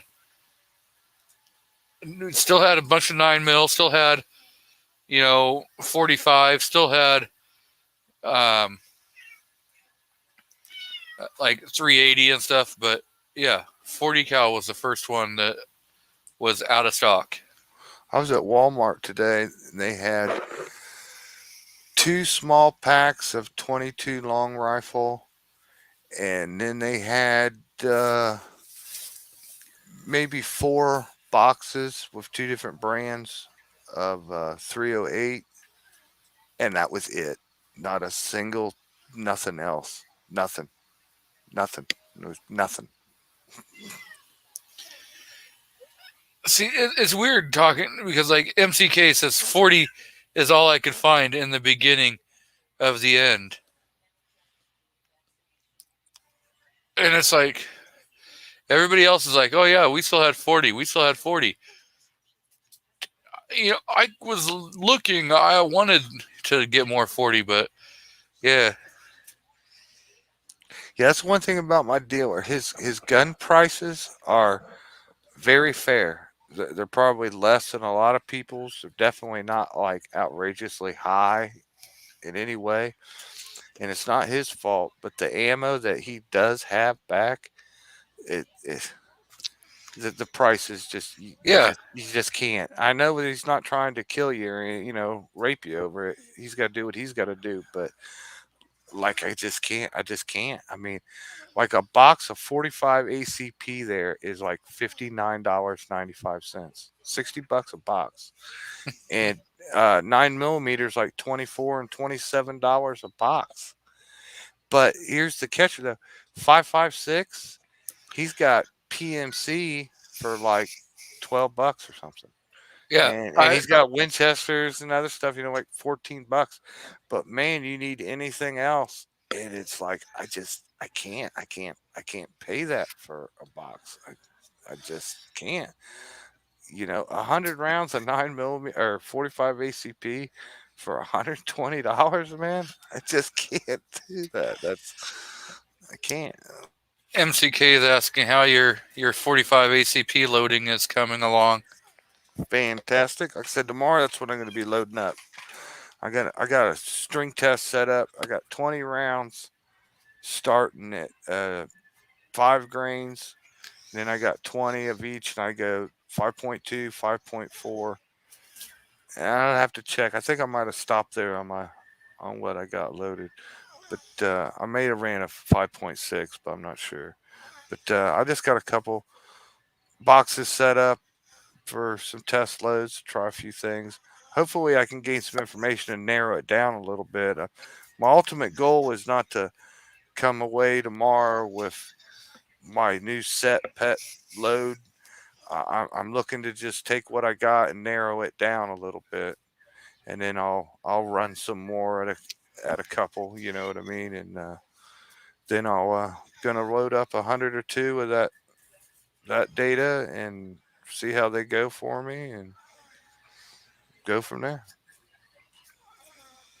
My So- real concern is I don't want to go and shoot like 4 different powder loads and not see any difference in them. That's what I'm trying to avoid. That's why I got a pistol rest and a chronograph, so I can try to narrow it down a little bit. MCK says, I'd like to send you some cast coated if you want some. Yeah, I'm looking into doing that. I haven't loaded any. What I'm loading right now is just your regular 230 round nose. I did get me some 200 grain semi wad cutters that are lubed. They're not coated. So I'm going to work up a load for those, but that's not what I'm messing with at the moment. But yeah, I'd love to try cast bullets because I'll get into casting maybe next year. Once I have some experience and some equipment and stuff becomes available to buy again. So, Defense Dad says that's probably because overall they stocked less 40 than the other calibers. No, there's just a hell of a lot of 40 caliber shooters around here. Yeah. Hey, I appreciate that, MCK. Yeah, he says that let him know if and when, and he'll send you some. Yeah, them Georgia boys, man, they're all on that casting too, and that looks cool to me. But it's something I need to slowly acquire the equipment and then learn a little bit and then try to learn a whole lot. But got my hands full just coming up with a round right now. You know what I mean? I don't need to go full bore on casting when I haven't even loaded a cast bullet. See what I'm saying? Well, that's what he's saying is he'll send you some casted bullets so you can load them up before you go getting into actually casting your own. Yeah, well, according to them guys over there, and according to what I found on the internet, you can make a really good shooting load with a 200 grain semi wad cutter lead bullet for 45. So he says he's not very far from you in I'm gonna go around Indianapolis. that. Oh yeah, Indy.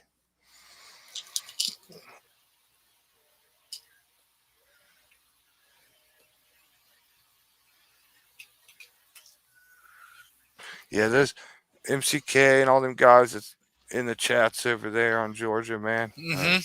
Met a lot of good people over there.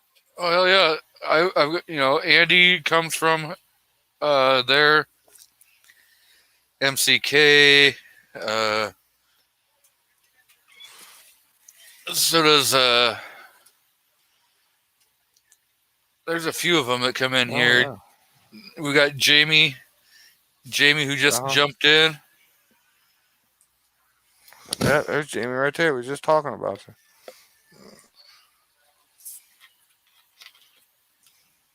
Yeah, definitely a lot of good information over there, man. Jamie's a good guy. When you ask a question, Jamie does a really good job explaining things to you. And I Yep. like it. I like it when you talk to those guys over there on the Georgia Shooting Connection, uh, because when they give you a response, man, they give you like personal experience on it. You know what I mean?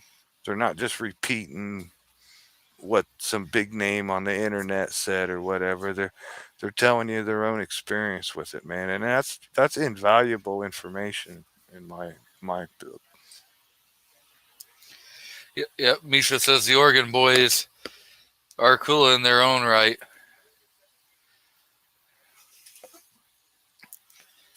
So yes, us Oregonians are definitely good in our own ways.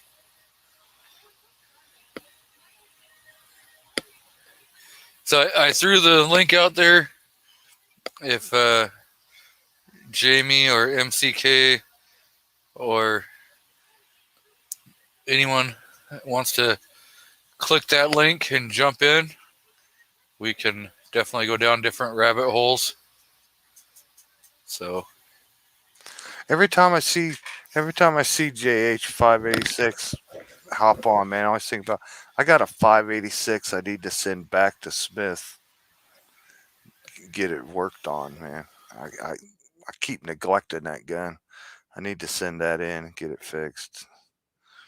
It's a good gun, great gun. I love it. 6-inch, 586. It's a no dash.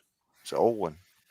It's either a no dash or a dash one. I forget on that one, but it's an old one, and well, it had the recall work done to it. But man, it's got a lot of holster wear. That gun deserves to be refinished and refinished properly. It's probably a little sloppy. It's a little sparky sometimes, but my main thing is it's got holster wear, and I need to get that gun fixed up. I've been saying that for like 2 years. I need to just call Smith and tell him it's coming, refinish it, fix it up, test it out, do whatever it needs. It's a really nice gun. I love that gun. yep. That's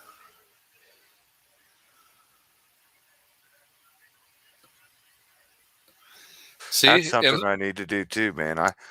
I don't think I've shot a revolver this whole year. In fact, I know I haven't. I did. I need to have a revolver day.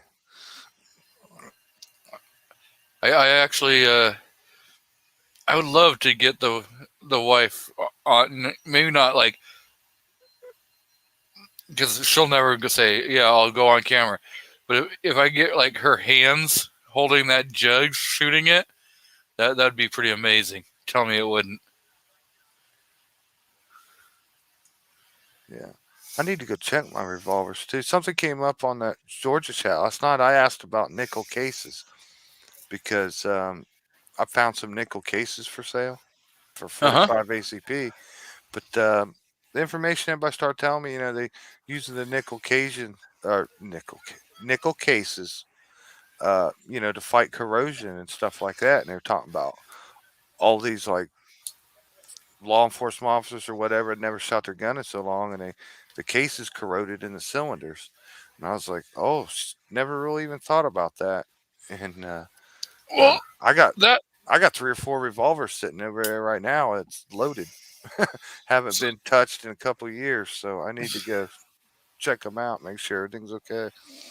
yeah, I've got my jugs is fully loaded with 5 shots of Barnes hollow points. I tell you, those things are friggin' wicked nasty looking. And yes, I leave loaded guns around, man. To me, if they ain't loaded, they ain't doing me no good. Yep. Not all of them, just a few here and there. Yeah. And I know people say you forget or whatever. I specifically know which ones are loaded and which ones ain't.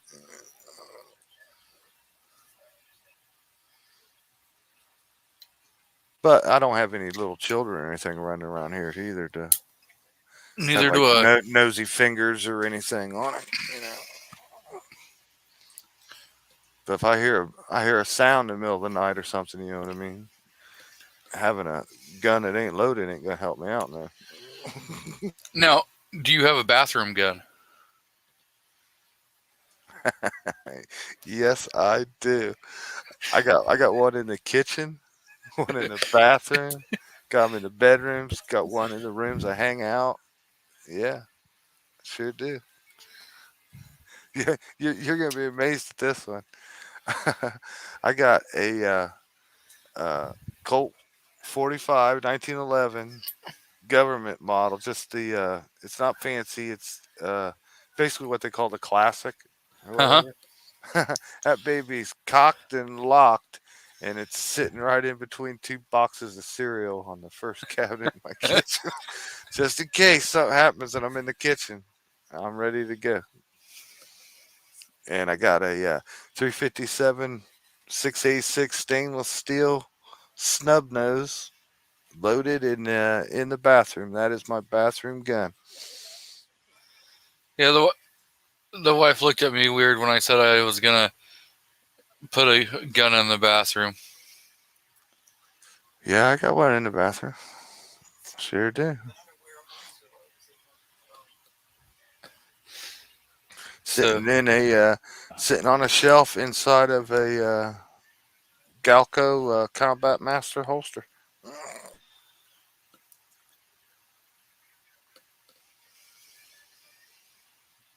I preferred to. I just figured 357 is good for the bathroom. You know, you might have to shoot through the door or something. You know, but for a while, 357 was my gun. That was my round for a while before I caught the 1911 flu. we've got Mr. Carolina EDC. What's going on? Oh, not much. How y'all doing? Not bad. Hey, how you doing? Hey, what's up, man? So, are you gonna get into reloading? I want to, like to. Probably something in the future. Yeah, Yeah, that's where I'm at. I definitely am really thinking about getting into reloading. yeah. All I can say, man, is I can't give like years of advice, but I give you current advice. Just start buying stuff a little at a time. Uh, just get some knowledge, figure out what you need, what equipment you need, and just buy it over time. I've been buying stuff for a year and a half, and I'm still buying stuff. So you can't get it all at once. So just pick up a little bit here or there. It's kind of like all the tools you got or your toolbox. You know what I mean? It's a lifetime's worth of tools. You didn't get them all at once. So that's kind of how you got to look at reloading because a lot of stuff's not in stock. And well, most stuff is, and it comes and it goes, and you got to kind of catch it. But to some point, it was kind of like that before COVID too. You know what I mean? Stuff out of stock at the time, so So, you just gotta get a little bit when you can. Yeah, definitely. I know I talked with Mr. JH586 on the phone, and I gave him a a couple ideas about maybe doing some like intro to reloading, just going in and just doing some kind of like short videos, not like super long, and kind of what are the basic stuff that you need to just get into, to start, because some of the places you go on like RCBS or Lee or any of those, and they have those kits, and I've heard a lot of people say, "Oh yeah, I bought the kit, but then I threw away 3/4 of the stuff, and I started going and buying other stuff. So is it worse? Is it really worth buying the kit, or is it better to go and piece it together? No. And then if you're going to piece it together and you're just starting to learn, it's like, okay, well, what do I need? Yeah, kits aren't bad, man. Kits are fine. Especially when you don't have anything. You're starting with nothing. You get the kits. There's not far. Yeah, there might be stuff in there you don't end up using, but you don't know. You Yeah. know what I mean? Like some stuff they'll give you in a kit, and you're only going to use it for rifle, and you're reloading pistol. You know what I mean? But what happens a year from now when you change your mind? You want to start loading rifle. You know. But there's some things to watch, like Lee. Like you don't want to use their scales or anything like that. So that's like cotton, not really needed in their kit. But most all of them, yeah, man, the kit does you fine. It give you a jump start. I will say there's not one kit that I ever saw that gave you 100% of everything you needed. Okay, so but if you can get a good deal on it, and it's got, you'll get your press and get a powder measure, maybe a little few knickknacks here or there. Maybe it comes with a good scale, or you can get a good scale. Get one of the books with it. I mean, a kit's fine, man. Now, like if you already got a whole reloading room and you're wanting a new press for something, yeah, you just need the press. You don't need all this stuff to go with it. But yeah, there's nothing wrong with a kit. I wouldn't shy away from a kit at all. But I know, like he gave a great idea, like because for brass prep, because you don't have to go get a tumbler or an ultrasonic or any of those, right off the get go, because you can take like one of the plastic peanut containers and put some water and Dawn dish soap in there, and then make sure your lid's on tight and set it on the floor and just roll it back and forth with your foot, while you're watching TV. And um,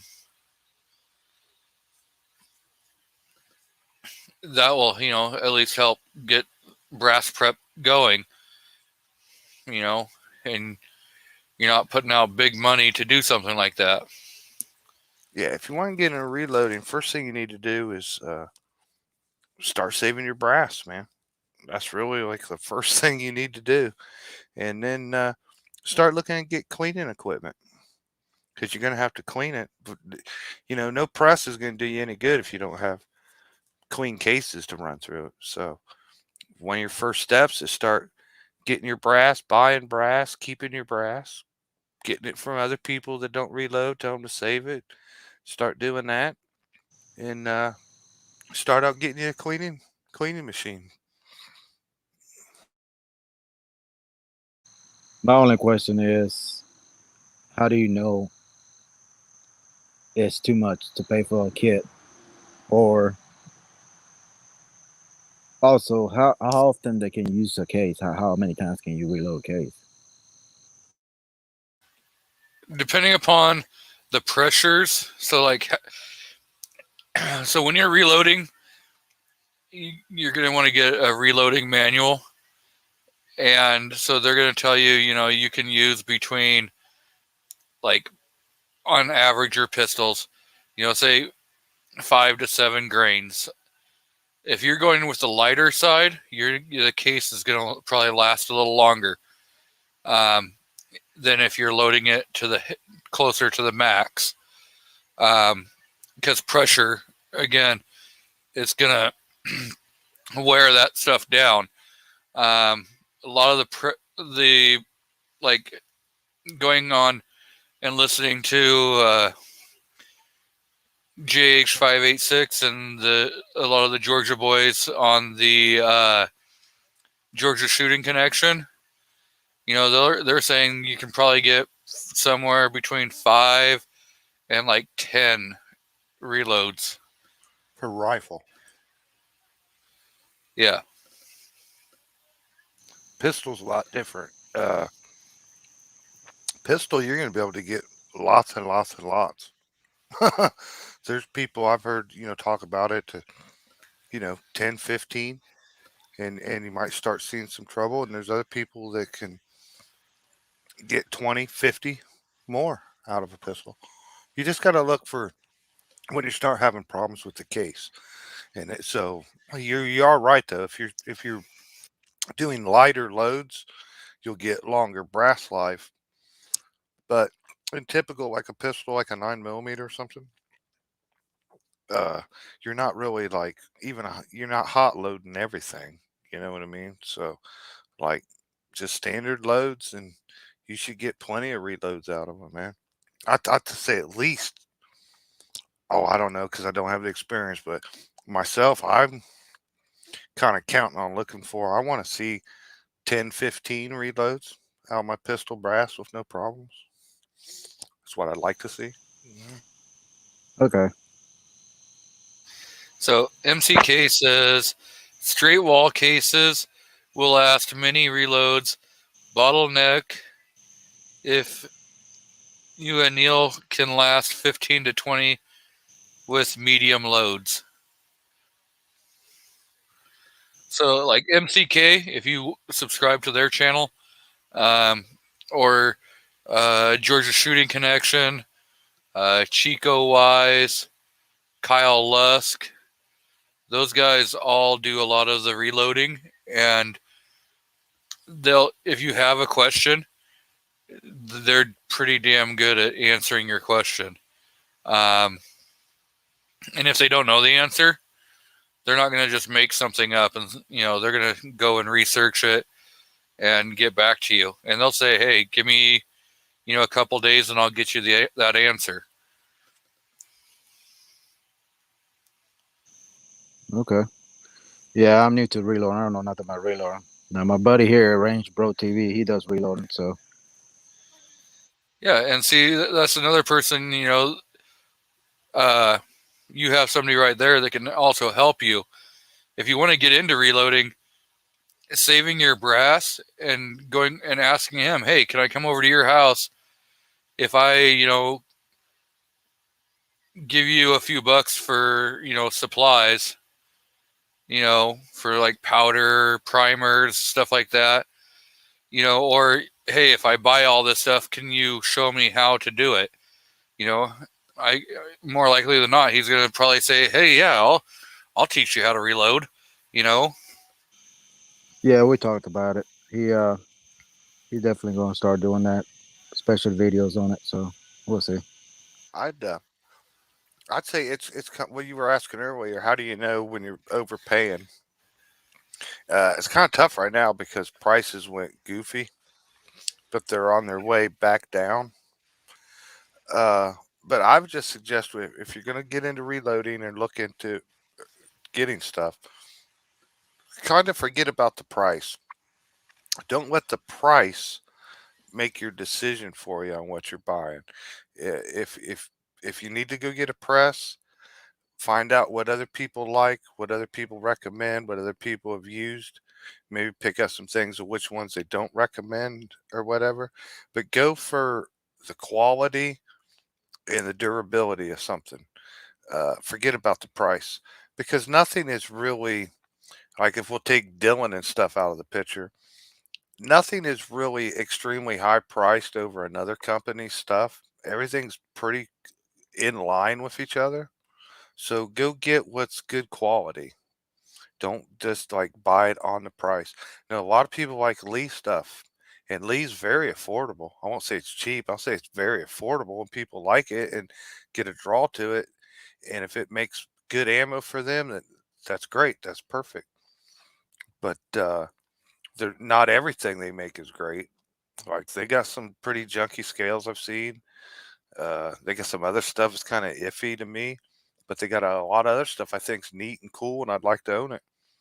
But you got to look at the purpose and what you're going to do with it, and shop that way. Don't worry about price. You know what I mean? You just don't. It's you don't let the price base your decision off something. Get something that's good, something that works, and something you can continue to use and go with. Because everything is really going to be pretty close to the same price. Even when people cry or scream, well, this costs more than that. You're looking at $25, $50 difference on different products. It's not outrageous. So just go with good quality stuff. Like like for a single stage, I like my RCBS rock chucker. It's a good built press that I've seen. Everybody said I couldn't go wrong with it. So that's what I go with. But you could get a Lee or a Lyman or something too that's just as good. But whatever, you're only saving 25, $50, So it's just all to you. Yeah, I look at it as an investment. I mean, especially we're in this kind of hobby, or what I call it, hobby. In the long run, it's going to pay off, and look at it as an investment.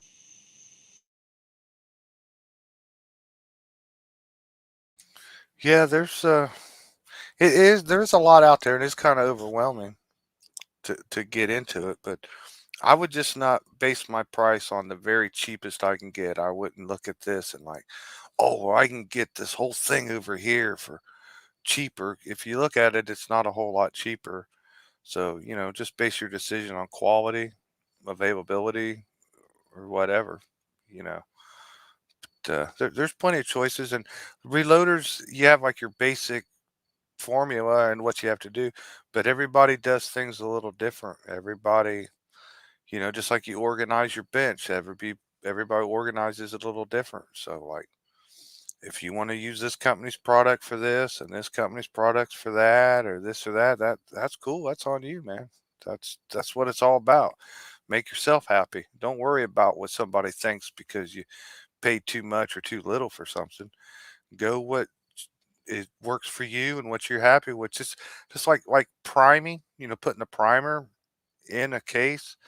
God, there's a dozen different ways you can do it with a dozen different products from a dozen different companies.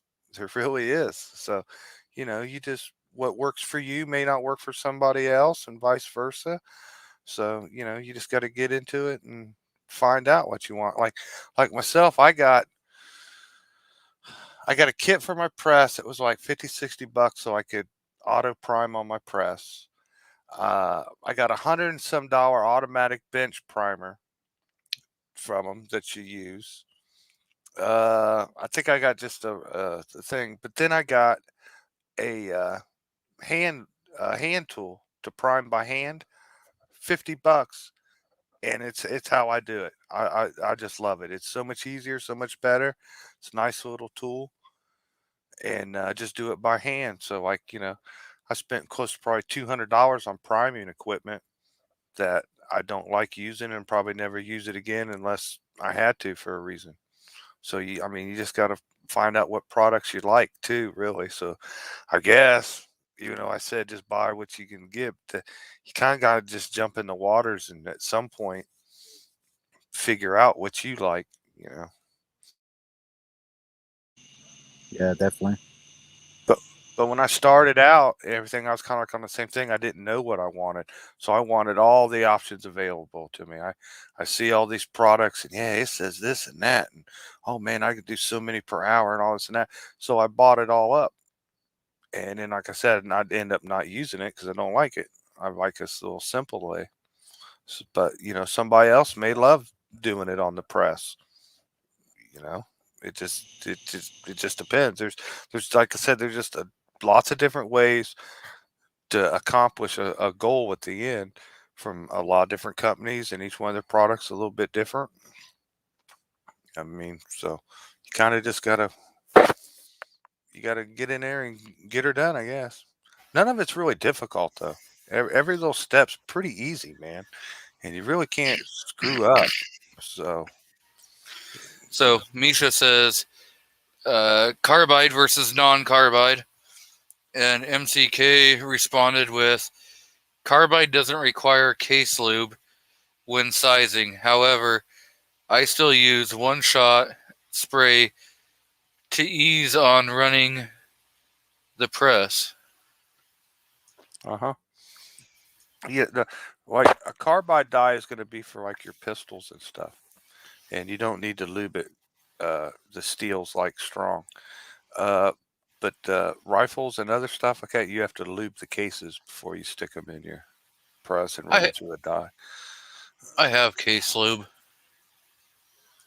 Yeah, there's lots of different ways of doing that too. Lots of So, ways of applying it, lots of different brands, lots of different methods. well, I bought the case lube because my ETS cam loader says to add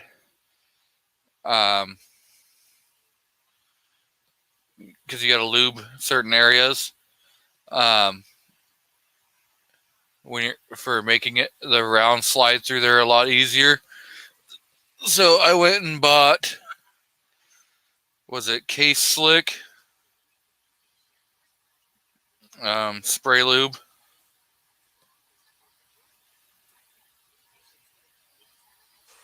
Yeah, spray. Yep. Yeah, you can get. There's all kinds of lubes you can get. You can get it like squirt bottles, aerosol, oil. You just drip on a pad and roll the cases on them. There's lots of different ways. Some you just rub on with your fingers. Yep. This is very flammable and poisonous. So I guess you're not supposed to try using this as Banaka. Hey, everything on your gun or your reloading bench is poison. Right? Like every single thing.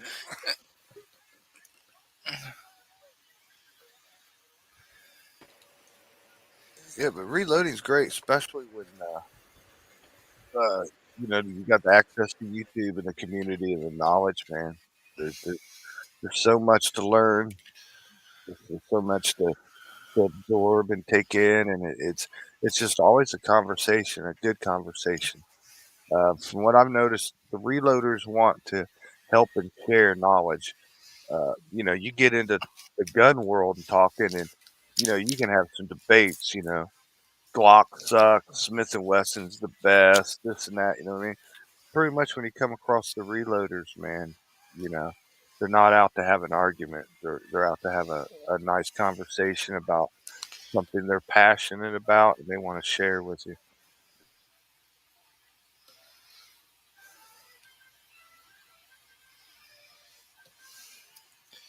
So there's some information. Make your own case lube, alcohol and Lanolin. Yeah. Yeah. Mm-hmm. 12 ounces of alcohol, 1 ounce of the other crap. Yeah. That's pretty much that's what you're buying too when you buy some case lube. Yeah, the old timers and they've passed their information down, and all the new bucks and everything now. There's so much stuff just like that. You can make it yourself, or you can modify something yourself very easy and make it work better for you. Everybody's figured out everything, man. So there's lots of tricks and secrets and stuff you can pick up and learn, and you know you'll learn stuff from somebody who's like been doing this for like 40 years, and that may not be what the internet says, but he's not wanting you to hurt yourself or do something wrong. He's telling you how he's done it, thousands and thousands of times, and it works. Yep. Yeah, but So the reloading thing and everything to think about it too. Get you some books, start saving your brass, start getting you some reloading manuals. Think about one of your first steps. You're going to need cleaning equipment, really, before anything else. You could buy a press, but you're going to be looking at it and not using it until you get everything else. So start getting some books, get some cleaning equipment, start watching some chats, some videos. You'll progress. You'll move along. we've got Thread in here, another guy I've met over on the Georgia Shooting Connection. Yep. Yeah. So, another wealth of knowledge, Big Al.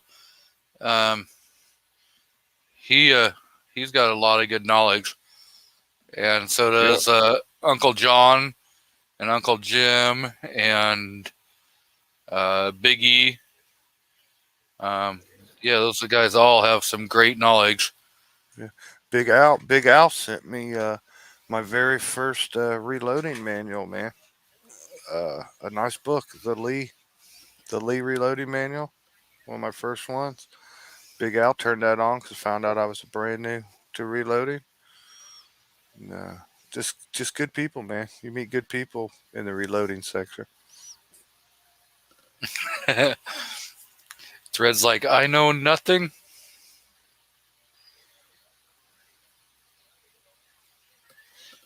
Misha says, I prefer to deprime independently of resizing. Yep, me too.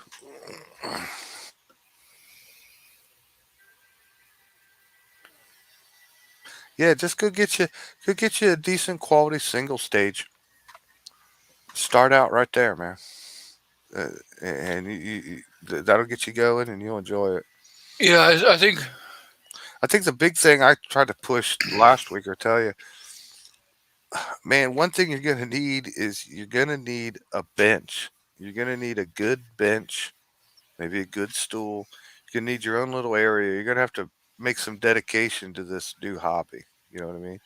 So start with a good foundation, get you a good bench that'll do you forever, and and start up from there. Because that can be difficult, believe it or not. A bench or table, like a reloading press, some parts, you can just click on the internet and order it, and they send it to your house. Yeah, try finding a bench. I, I've got access to a lot of them.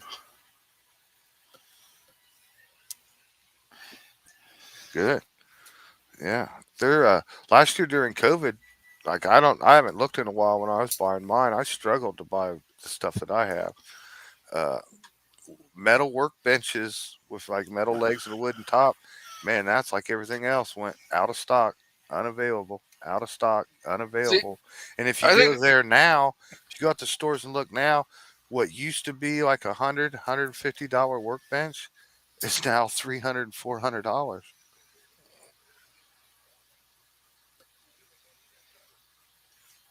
so. Thread says single stage Lee Classic turret or Lyman American 8 turret. Any will work. And see, I've all been really set on go big or go home.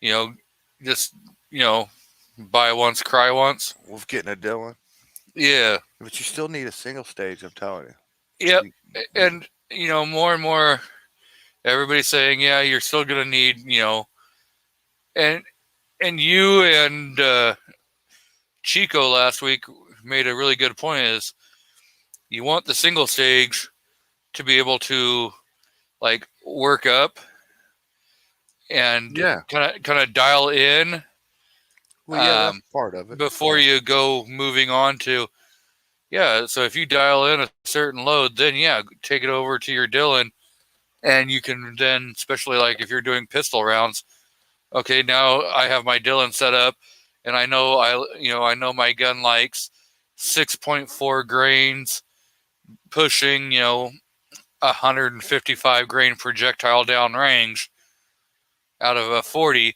Guess what? I can start cranking those out on the 750.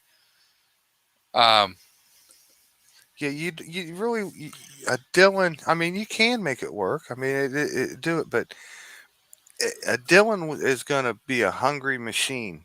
It wants to be fed a lot. So just to make the Dillon worthwhile, you'll need to have a load that you want the most of, and you'll have to have thousands of projectiles, thousands of rounds of cases. You know what I'm saying? To even make that worthwhile, with the Dillon, it's like kind of set it up, forget it, and let's run. But over on your single stage, you can change things up because like, what if I only got 200 or 300, these Hornady bullets, and I got like 500 of these berries bullets or whatever. You know what I mean? That's a different load. Or I only got so much powder and I got so much. That's different loads. You don't want to go to that Dillon and keep changing it back and forth all the time. You want to leave it alone and Yep. run the same recipe. You can't change anything. Like once that's set, you can't change your bullets. You can't change the powder. Okay, and just run it. You'll have to adjust it. So, but over on the single stage, you can do all that on the fly. You know what I mean? You can't live without the single stage. You really can't. You don't want to go in on that Dillon and adjusting and tweaking everything every time you buy a different brand of bullets or something. You need the single stage. Always. You always have a need for the single stage. Thread Oh, says, technically now is not a great time to start reloading with the shortage is, but also no better time than the present. And he says he started on a Dillon 550, but he had a local mentor to help him. the 550 is what I kind of been gravitating toward the most. And actually, believe it or not, what's getting me the most is they sell a 550 with nothing, just a basic bare bones press, no powder measure, no priming system, no nothing. I was kind of interested in going toward that as my first one, but Yeah. I'd like to have a fully set up 550. Um, Well, I noticed that 750. Here's the way if you catch the prices and you look at it and how the machines work, the 750, it's really not that great of a machine over 550 that I see, unless you add the case feeder, right? That's going to make the difference for you there, because you can leave your hand on the handle and not have to feed the cases in on the right-handed side, and you can just stay on the handle and work everything with your left hand. You can get a case feeder for a 550, yes, but if you catch the price difference, the 750 and the 550 all start out, they're $200 difference. Okay, it's like 570 compared to 770 or whatever. So it's a $200 difference. But if you're talking about machines that have case feeders on them now, the 750 case feeder is like $125 cheaper than the 550 case feeder, you see.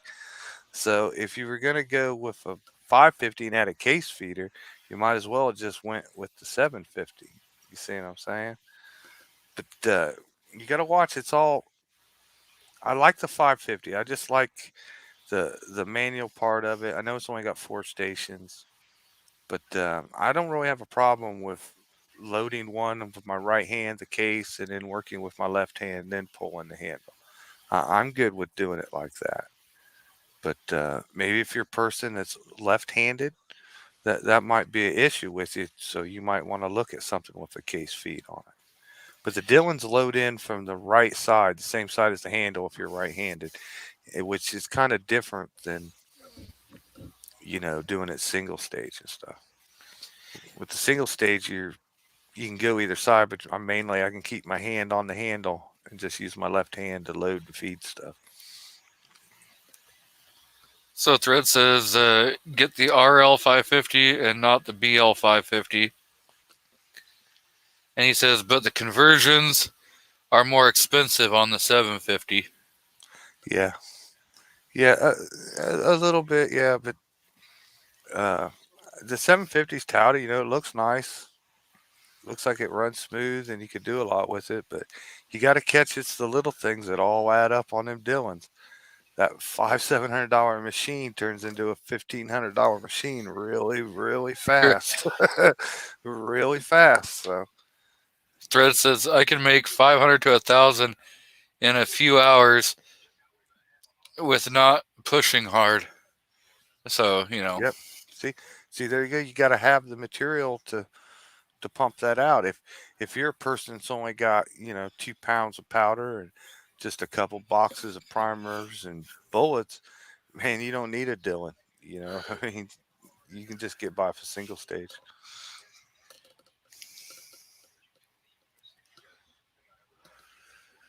Because I mean, Dillon, you got to mount a Dillon too, okay? And to use all the bins and baskets and everything off of it, it's got to be elevated. So there's a couple $100 on top of just the price of that, just for a stand, So Yeah. it adds up. Oh yeah. It adds up quick.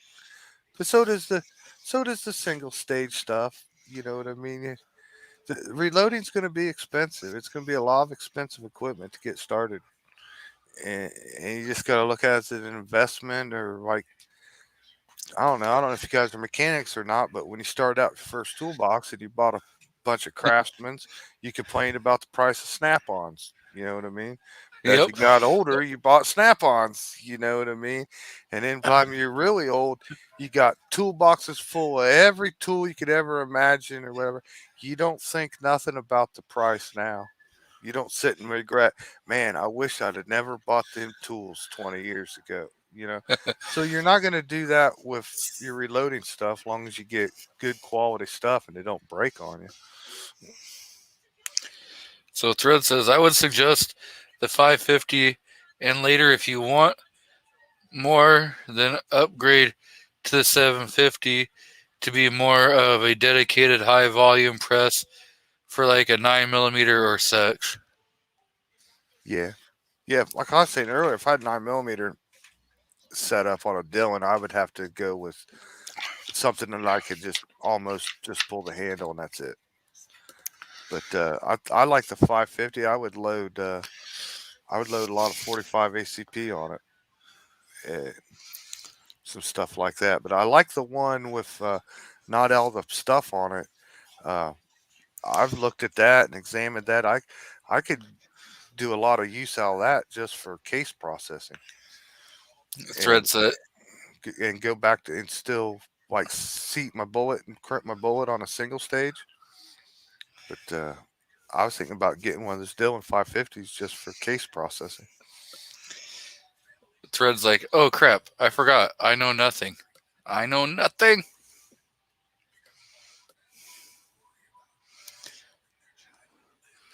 Yes, that is from an old TV show. Hogan's Heroes. Yep.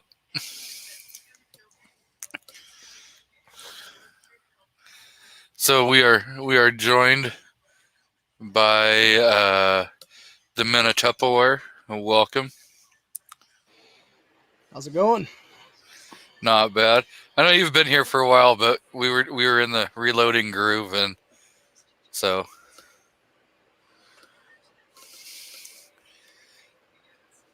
have you contemplated doing any reloading or anything? My thing, like a lot of other things, is it's a financial issue for me. It's not that I wouldn't want to, it's just right now financials are not the greatest. Yep. I'd have to, for me, I'll tell you, I'll just tell you right now, I wanted to get in reloading, like I said, for a couple of years before I did. When the bullet shortage hit, I was like, oh man, you know what I mean? I wish I had already got into reloading, and I couldn't just jump into it. So when the government was sending out them checks, I took their check and spent it all on reloading equipment. So they loaned me the money, so I bought some freedom with it.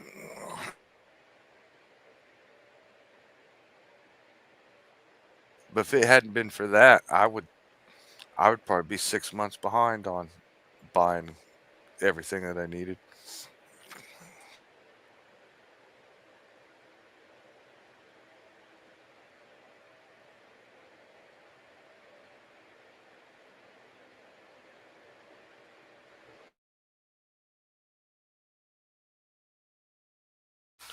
So, Thread, I made you a mod if you want to throw the link out to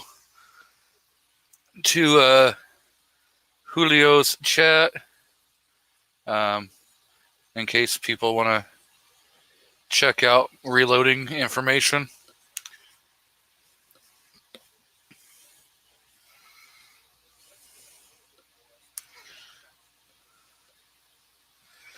Misha One thing I said, noticed about your reloading, though, if you have your own bullets, like I don't know how you guys shoot, but like I imagine generally, like you get a couple boxes of ammo and you go to the range and you just blow through them boxes of ammo. You know what I mean? When you're reloading, you'll slow down a little bit. You'll take a little more time with your shots because you've put effort and work into making that bullet. You'll shoot better. You'll take a little bit more time in your shooting, and you'll spend the time you're going to pick up all that brass. You will not leave one piece of brass there. So it'll change the way you shoot, and you can get by. It'll just change. Like I said, you won't just sit there and mag dump anymore. You'll have a better quality shooting, a better quality day at the range. And like you used to go, maybe say you went, you shot 400, 200 rounds, you know what I mean? Just blew through them and went home, and that was a good day. Well, if you reload and you reloaded all of them, you could go and have a great day with 100 bullets. yeah. So I know, like when I go, yeah, I'm probably going to put a couple hundred rounds down range. And for the most part, it's being methodical. And I'm going to spend the entire day out shooting. I'm not just going out there for like a couple hours. But then there's times where, you know what, let's just have some fun. And decide, you know what, I'm going to blow through this, 100 rounds and see exactly how quick I can do it. Really, for me, man, after I started this, when I see factory ammunition, I see a piece of brass that I want to have. I'm like, okay for mag dumping if it's factory ammo. I could care less about the ammo. I'm waiting for that brass. Misha says, reloading turns you into a brass hole at the range, always shilling for people's brass. I use these plastic ammo cases, right? And the flat, big square ones hold 100 rounds. And I take those with me. It's what my stuff's in, or I got empties that I'll take with me if I'm using my factory ammo. And like, if I shoot 2 boxes and there's 100 pieces of brass, I pour them in and put them in my little casing there. It's easy way to count it. And like, seriously, I've been down to like, there's 2 missing out of 100. So I picked up 98. There's 2 more cases left. I'll spend 15 minutes, a half hour to find them 2 cases. I'm not going home without those 2 cases. If I showed up with 100, I'm coming home with 100. The only time that I have it is now and then a shell will go up on the roof or something and not come back. But other than that, if it hit the ground, I will find it one way or the other. I will not leave with even 2 cases of 100 laying on the ground. So Thread says, nah, reloading doesn't do that. Either you're an a-hole before reloading or not.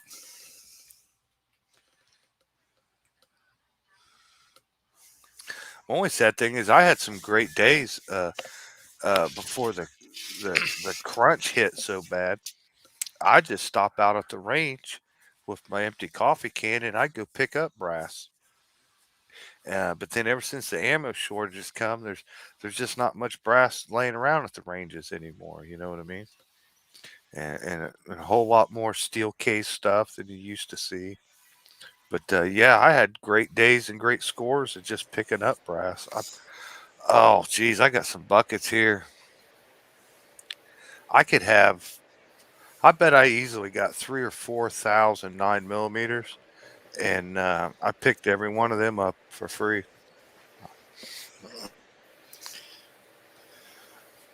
Mr. F&H says, I got all the stuff to reload, but never really started using it. I got it all roughly before the cough started. Ammo price.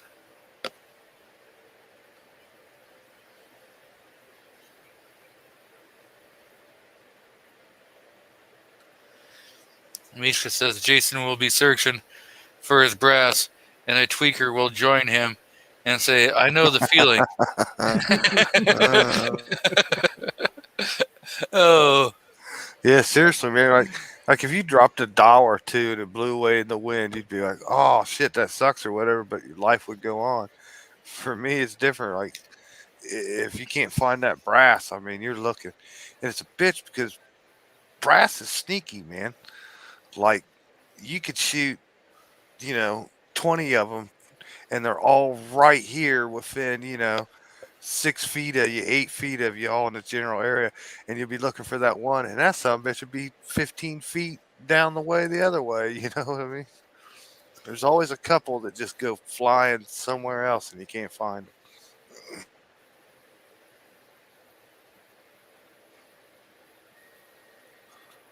The only thing that really I found that sucks is 380s.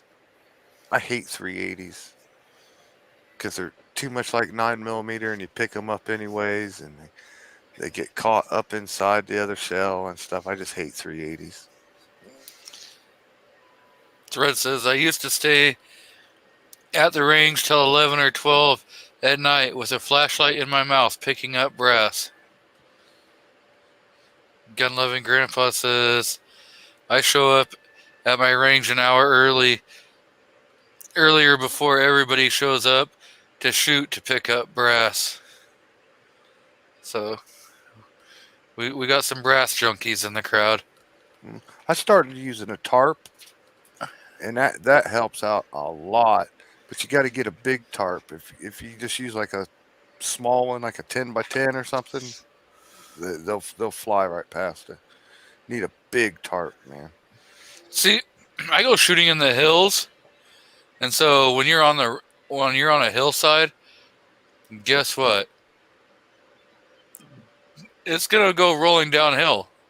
And if you put a tarp out, all it's going to do is give that an extra slick piece of ground to roll down. Yeah, like I said, I don't have any experience. I'm on flat land here. It's hard to even find a hill here. Well, that's because you're out in the middle of friggin' corncob country. Now, see, we have hills, but they start south. I guess like the glaciers came down to like where I'm at, so the land's flat, and then everywhere else is hilly. So I live right at the edge of it, going from like flat land to hills, and it's flat. I mean, Yeah. there's like literally no hills here. I mean, like none, not off in the distance, nothing, not a hill in the road, nothing, man. It's flat. You're in a flyover state. Yeah, where I'm at, it's flat. You're in those states where everybody wants to just fly over and be like, "Yep, I don't even account that middle part as America." Yeah, from my house all the way to Lake Erie, man, it's a straight level flatness the whole way.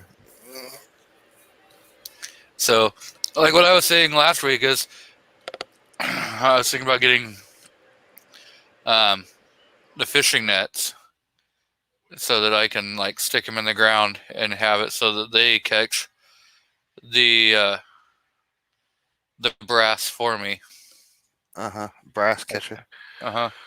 You can buy some stuff. You can buy some stuff that's kind of expensive, but there's a lot of videos on YouTube, some homemade stuff, man. Yeah, that's why I was thinking like a fishing, one of those fishing nets, because you can pick those up at friggin' most stores for like $10. Hell, one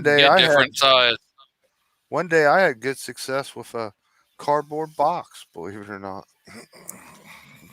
Yeah, but you can get different size fishing nets, so and they're not too expensive.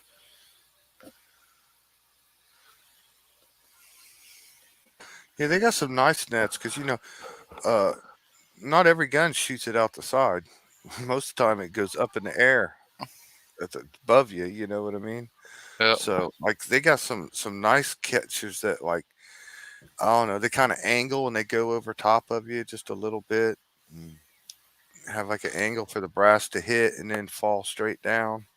Yeah. Little expensive, but some of them look pretty nice. Well, have a good night, Thread. He's got to go to work in the morning, so. Yeah, and I've seen those brass catchers that you can just mount, but most of those are set up for mounting on like your rifles. And I've seen a couple that you can get for your pistols and stuff, but those are so friggin' expensive.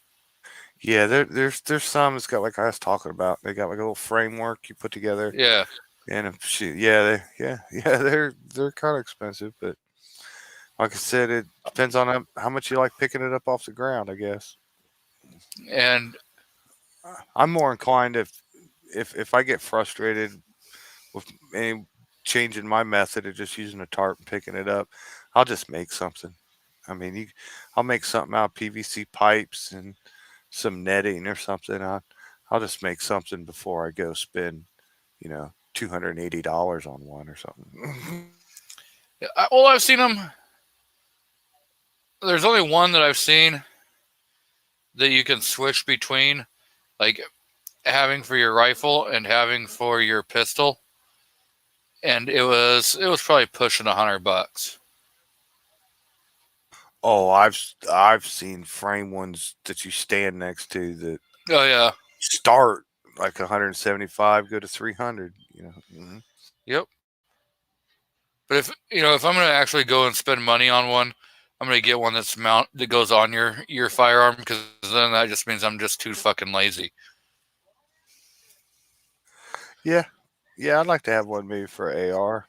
They got some pretty inexpensive ones that work good. Oh yeah, Caldwell's, I think they are. yeah. Everybody likes those. Well, they've got a bunch of them like over on Amazon and stuff that are like $8 if you want to get one for like your AR. They're not super expensive, and I think Caldwell is like $20. Yeah, something like that. Yeah, I made a video on one. It's called Brass Gold or Gold Brass or something like that. Goes in Yep. your AR. You still have it? Yeah, I do.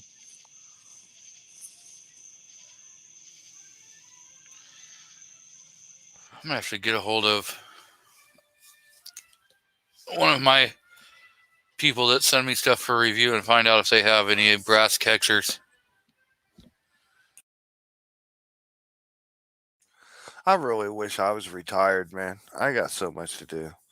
I got rifles to shoot, rifles to change and modify, pistols to shoot, bullets to try to figure out to reload. I just got so much things to do. I just really need to retire. You're not the only one. I'm ready to retire. But the wife says that if I retire, she's divorcing me. I'm already enough of a pain in the ass now.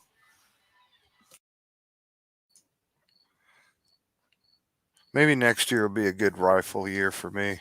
Right now, I'm still on pistols. But there are some things a couple guns I want to get some scopes for and get into some of that. But right now, I'm just on the pistols.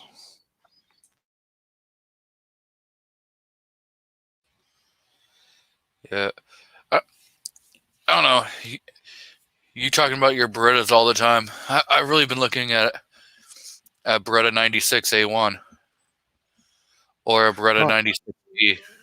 I never saw a 96A1 before. I've seen the 96s.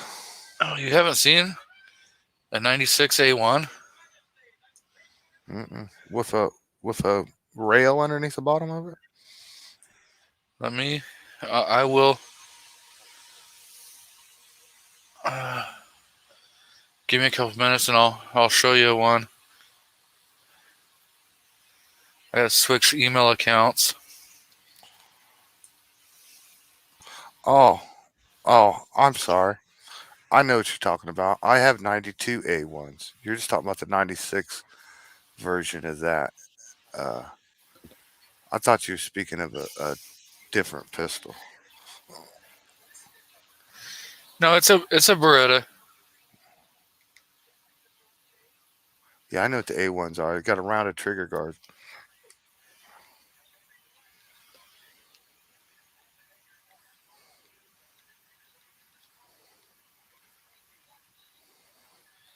Yeah.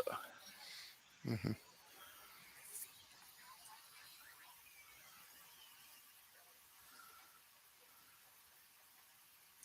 I just had it confused with the M9 A1, and and wasn't really thinking about it. The M9 A1 just had checkered uh, front strap, back strap, a little bit different cut on the beaver tail part, but it uh, still had the non-changeable sights and stuff on top. It had like a one groove pick rail underneath it. But the 96, 92 A1s, uh, they got the rounded trigger guards. They got the captured recoil springs, the aluminum buffer block inside of them. Yeah.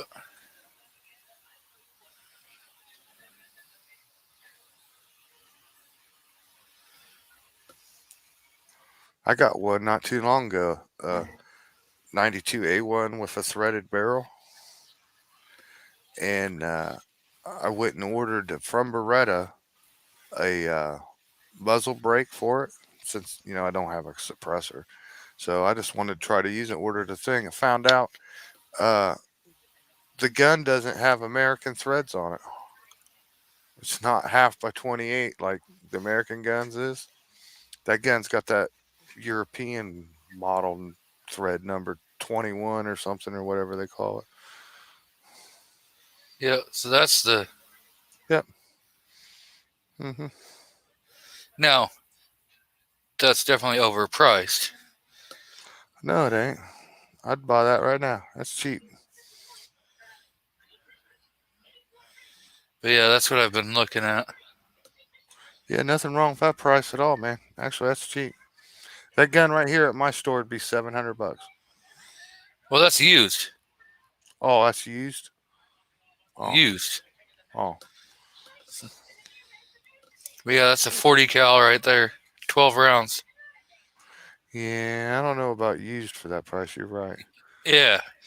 Maybe For 550 used. Maybe. 450, because I mean, yeah, you can pick them. You can pick them up brand new for $700. So why would I pay $50 less for a used? I bet Grab a Gun or somebody's got those. Oh yeah, they're out there. I haven't been really hot on it, so I Got to know. watch. Those right there are Italian guns. Okay, those are made in Italy.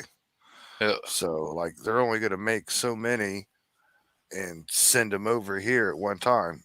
Uh, so like if the stores all sell out of that gun, you got to wait till they decide to send some more. That's one bad thing with Beretta. They have so many different models off of the same gun. They don't like produce them every day. Like they don't make 10 different guns every day in the plant. They make one gun. They make like one gun for a batch of so many numbers, and then they change the plane over and they make another model of gun for so many numbers. So the supply and the model that you want to get from Berettas can get iffy sometimes. And that's like pre-COVID. That's like oh yeah, before all the craziness. That's just how it is. You may want, like the new Langdon Tactical LTT Elite. If they're not manufacturing them and they're not in stock, you have to wait till like next year and the factory makes them. So Mr. F&H has a question for us. He says, "Been thinking about getting a badass $300 Boyd's replacement stock for my Mosin Nagant 91/30 and adding a Timmy trigger to it too. Any thoughts? Do it. I mean, is it your only Mosin, or do you have multiple Mosins? Because if it's your only one and it hasn't been Bubbafied, I would say try keeping it as close to stock as possible if it's in really good condition. If it's already been Bubbafied, then go the hell and just go ahead and Bubbafy it the rest of the way. I'm about to go to Boyd's and see what stocks they got. He says my only Mosin. Just don't do something permanent. Yeah, Like I said, if it ain't Bubbafied, changing the stock, as long as your old one's not cracked or damaged or something. you just can always save keep it. that. Yeah. And you can always keep your trigger from your original so that, hell, like Jason's saying, go ahead, do it. I mean, just keep all your original parts so that if you don't like it, you can go back. Yeah. So, well, is it a good shooter? Is it worth changing the stock on? I don't know. And putting a Timmy trigger in it. If it don't have a good barrel, if it's not a good shooter, then maybe I wouldn't invest that in it. But if it is, or decent or normal, or you can do good with it, hell yeah. I'd have to see what the Boyd stocks are. But I know Boyd's makes good stuff. I just never saw a Mosin one. But yeah, as long as it doesn't require any modification, you might end up with a better gun. It might be action bedded in there a little bit better on that Boyd's than your worn out one. So yeah, might make a good gun.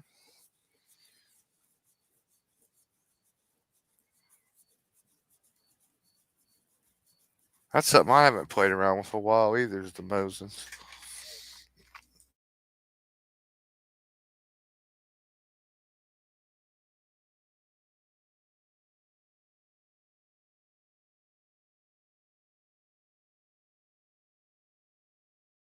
Oh, he says his stock's cracked. Well, yeah. That's a good enough reason to do it.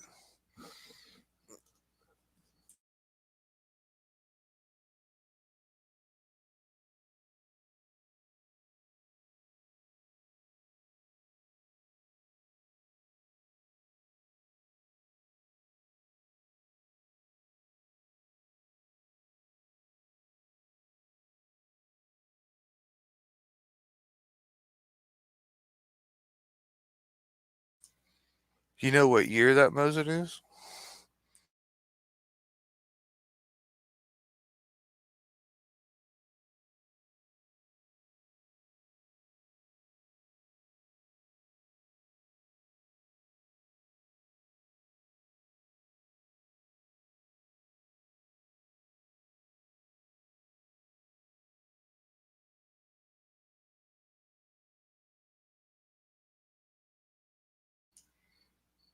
Oh, it's just okay. Let's see that. It's got stocks just like they make for all the rifles. You got your choices: hunters, varmints, heritage.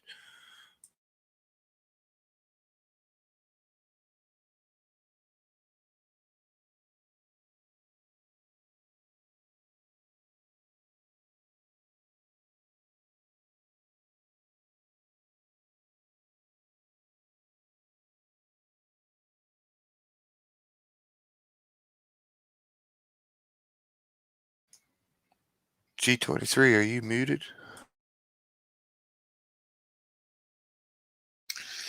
Damn it. Yes, I was. I had my inline mute hit. So, yeah, I mean, if you're looking at this like this gray and black, dude, that's pretty friggin' sick. I'm not sure if he's.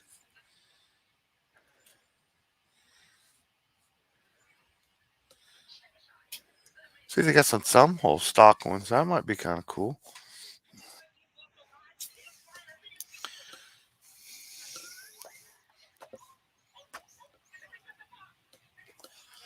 So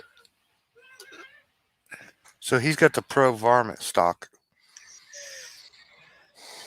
let me see if I don't want to talk to you.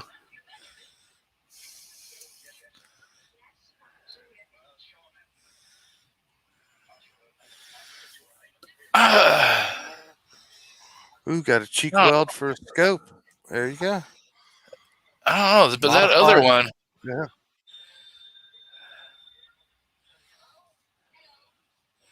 that I was looking at, the At-One. Yeah, that's their fancy one, the At-One.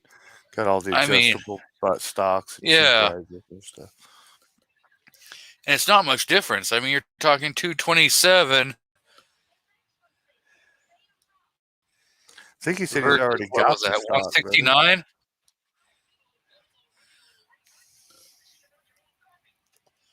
169?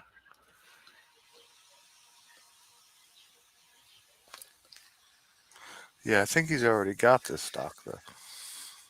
1937.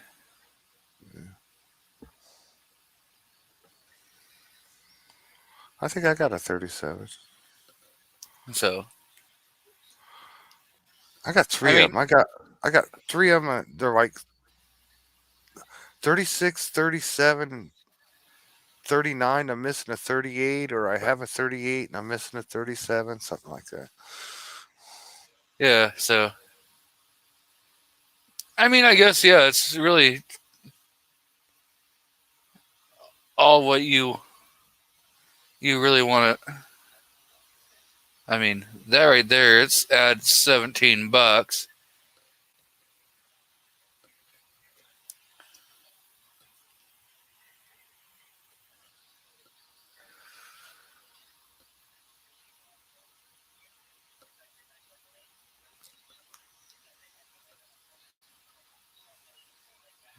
So, I don't know.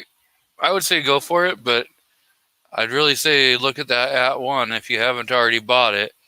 That At-One isn't much more than the Varmint, and I don't know, a little luxury, maybe worth the extra couple dollars. Again, it depends on what your budget is.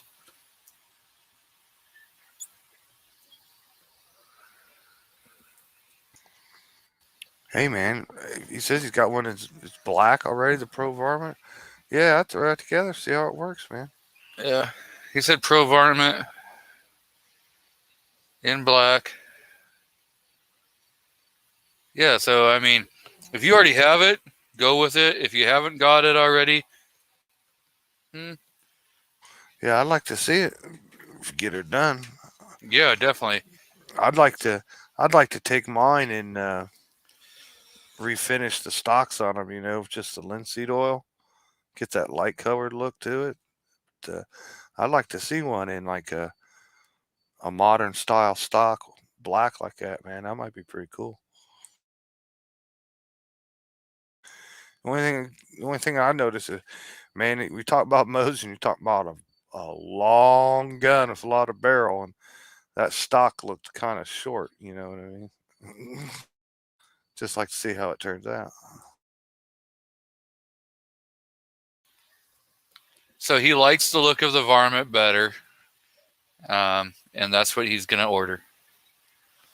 So again, There you go. you're the one who you got to put up with the rifle, and just because somebody else has different tastes, yeah, you got to go with what's going to work best for you and what you like. But yeah, I would say go for it. Yes, since you already have your cracked stock and you need a new stock anyways, yeah, man, I'd go with your own creation. Yep.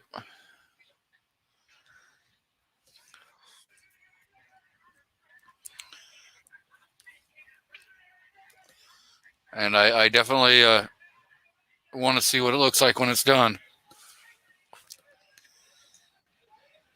Yeah, man, make it a project rifle, man. Nothing wrong with that. You know, it's not like you started with a pristine example or something. But yeah, Yep. I just be mindful of permanent changes. But do what you gotta do. I'm sure there's plenty of people that's done it, and probably a whole lot of Mosin Nagants have shot a lot of deer in this country too. So, you know. Yep.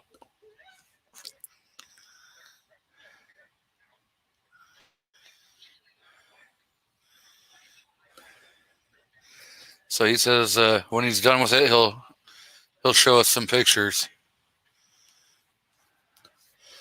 So I'd like to get into the first one that I got. I tried to get into, watching all the videos and checking out the info and seeing what all the markings meant and see if I had a matching rifle or a piece together rifle and stuff. And then I went and bought two more, and I haven't really checked them out all that much. I need to investigate them rifles and see what's going on with them. I know all mine are Tulas though. I don't have any of the Iskies.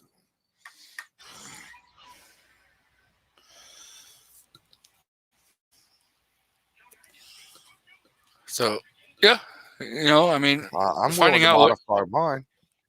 At least one of them, I wouldn't mind putting the fake PU sniper scope on it. Wouldn't really bother me at all, really. Yeah. I mean, I know they're collectible; they're going up in value, but the The only thing reason we is, think 3 or 400's a lot is because they started out so cheap. It's not like it's ever going to turn into like a $3,000 rifle or nothing, So if you want to well, modify it a little bit, go ahead and modify it. and the thing is you never know. That Mosin could turn into a $3,000-$4,000 rifle down the road. I mean, it may not ever happen in our lifetime, but yeah, it possibly could. And so, if you're gonna have fun with it, you know, you could always, what, I want to keep all the traditional to it, be able to pass that down, but I still want to be able to have fun. So I'm gonna swap out the stock to keep the stock from cracking or more damage, and keep the value there, for down the road.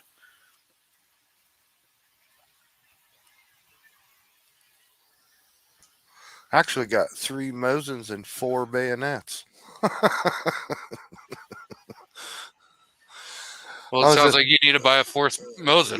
yeah, good excuse, huh?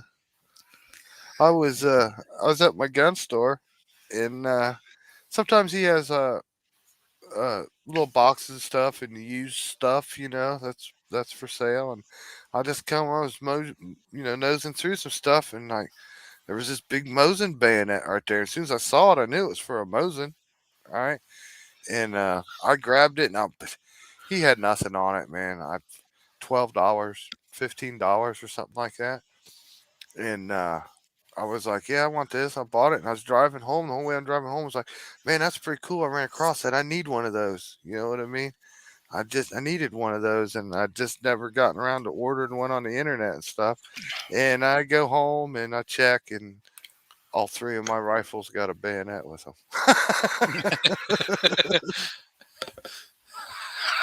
Oops. Yeah, but it wasn't like I gave, like $30 or nothing for it. It was real cheap. I do believe Well, it was like $12 or something. I'll give you $5 and you go ahead and send it to me. Yeah.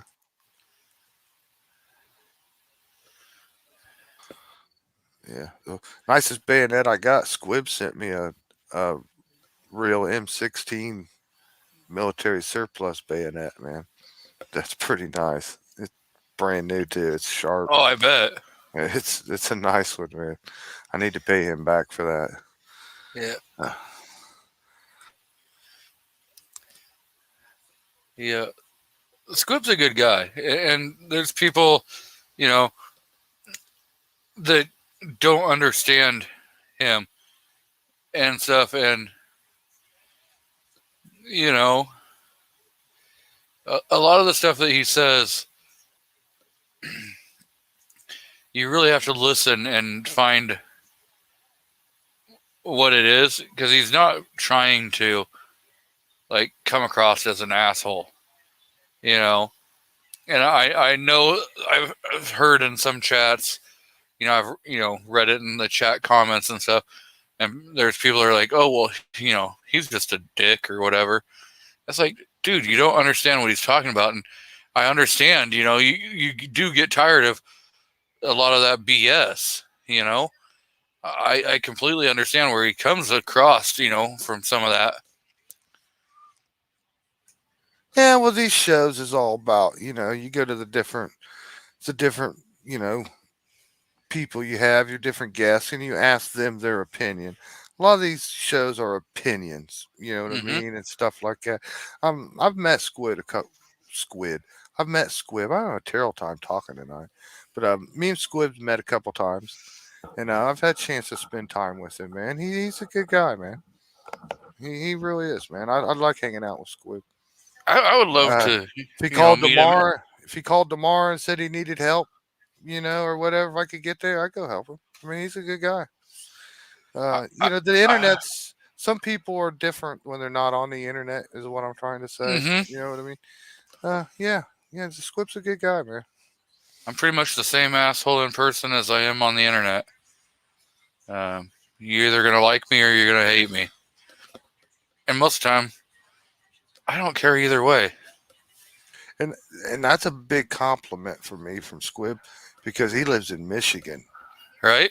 Yeah, I mean, that's like me saying, like somebody from Russia is not bad. You know what I mean? It's a north and south border war here, Ohio and Michigan. I hate Michigan. Can't stand it. I've been up at the lakes many occasions and hopped in the car and drove across the border so I could piss on Michigan land and turn around the car and drive back to Ohio. We used to have a picture. We had a picture. I just got past. We were just into Michigan, and I got out outside the road and was pissing, and I pulled my pants all the way down so my ass cheeks was hanging out. And they took my picture from the car. So we got Mr. M. Gabriel out in the crowd. Welcome. And yeah. So, Mr. Metatupperware, is there anything you want to discuss?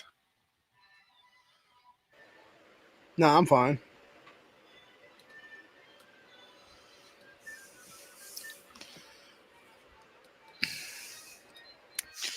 All of a sudden, the chat has stopped. Is there other people live? Oh, I don't know. You might be getting quirked. I'm always getting quirked. Probably. Ooh, Echo's quirking me right now. Oh, yes. Rich is quirking me right now. Oh, I forgot about Rich's wrestling show. Yep. Yeah. Yeah, Rich does a show to Saturdays and Sundays.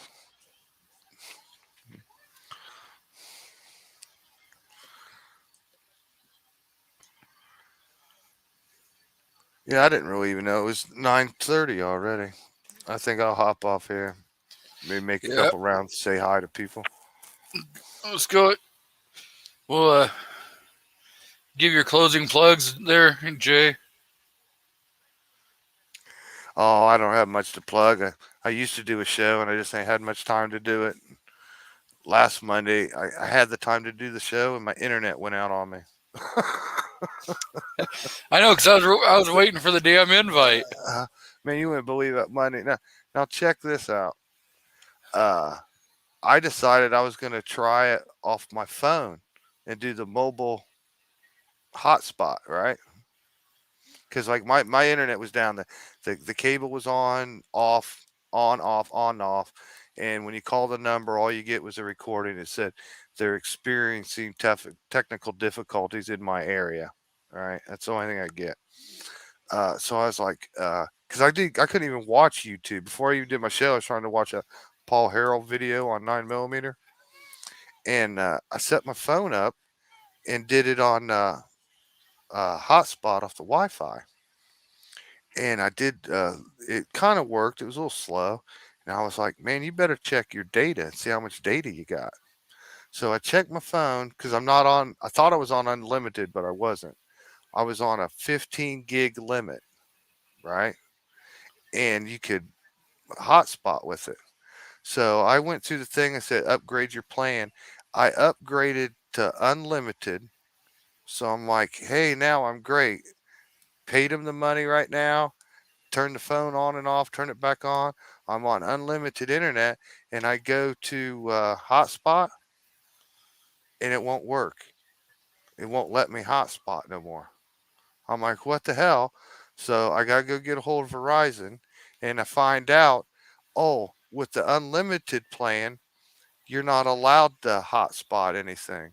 If you want to hotspot it, it's an extra $5 a month. So I'm like, all right, give me the the $5 extra, give me the hotspot. And it did it, turned it on and off again and got all hooked up. And get this.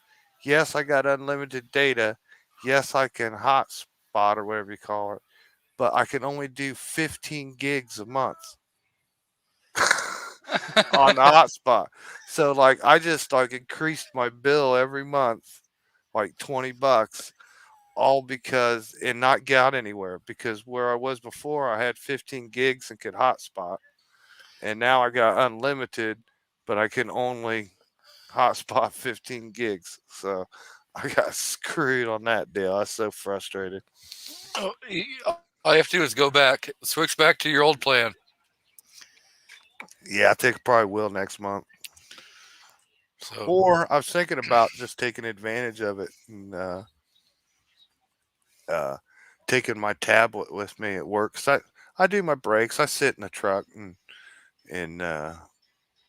surf on the phone, do this and that. I thought, well, if you got the internet, I'd just take my tablet with me, and I could watch YouTube or something on a bigger screen while I'm on break. yep. Mr. Minotupperware, you got any plugs you want to do?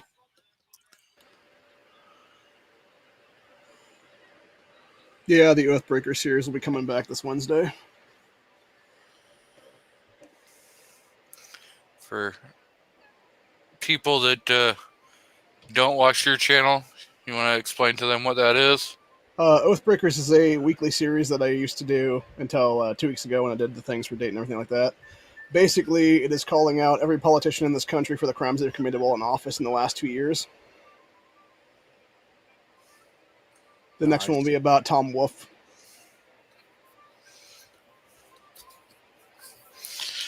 Cool. So, Yeah, that's cool. if you guys aren't subscribed to him, you can always check him out at the Minotupperware on YouTube. So, I'm going to go ahead and shut this thing down. Thanks, everyone, for coming out. I think Guns and Barbecue is getting ready to go live. And if you want to talk about wrestling, Rich is doing a wrestling chat. So see y'all next Saturday.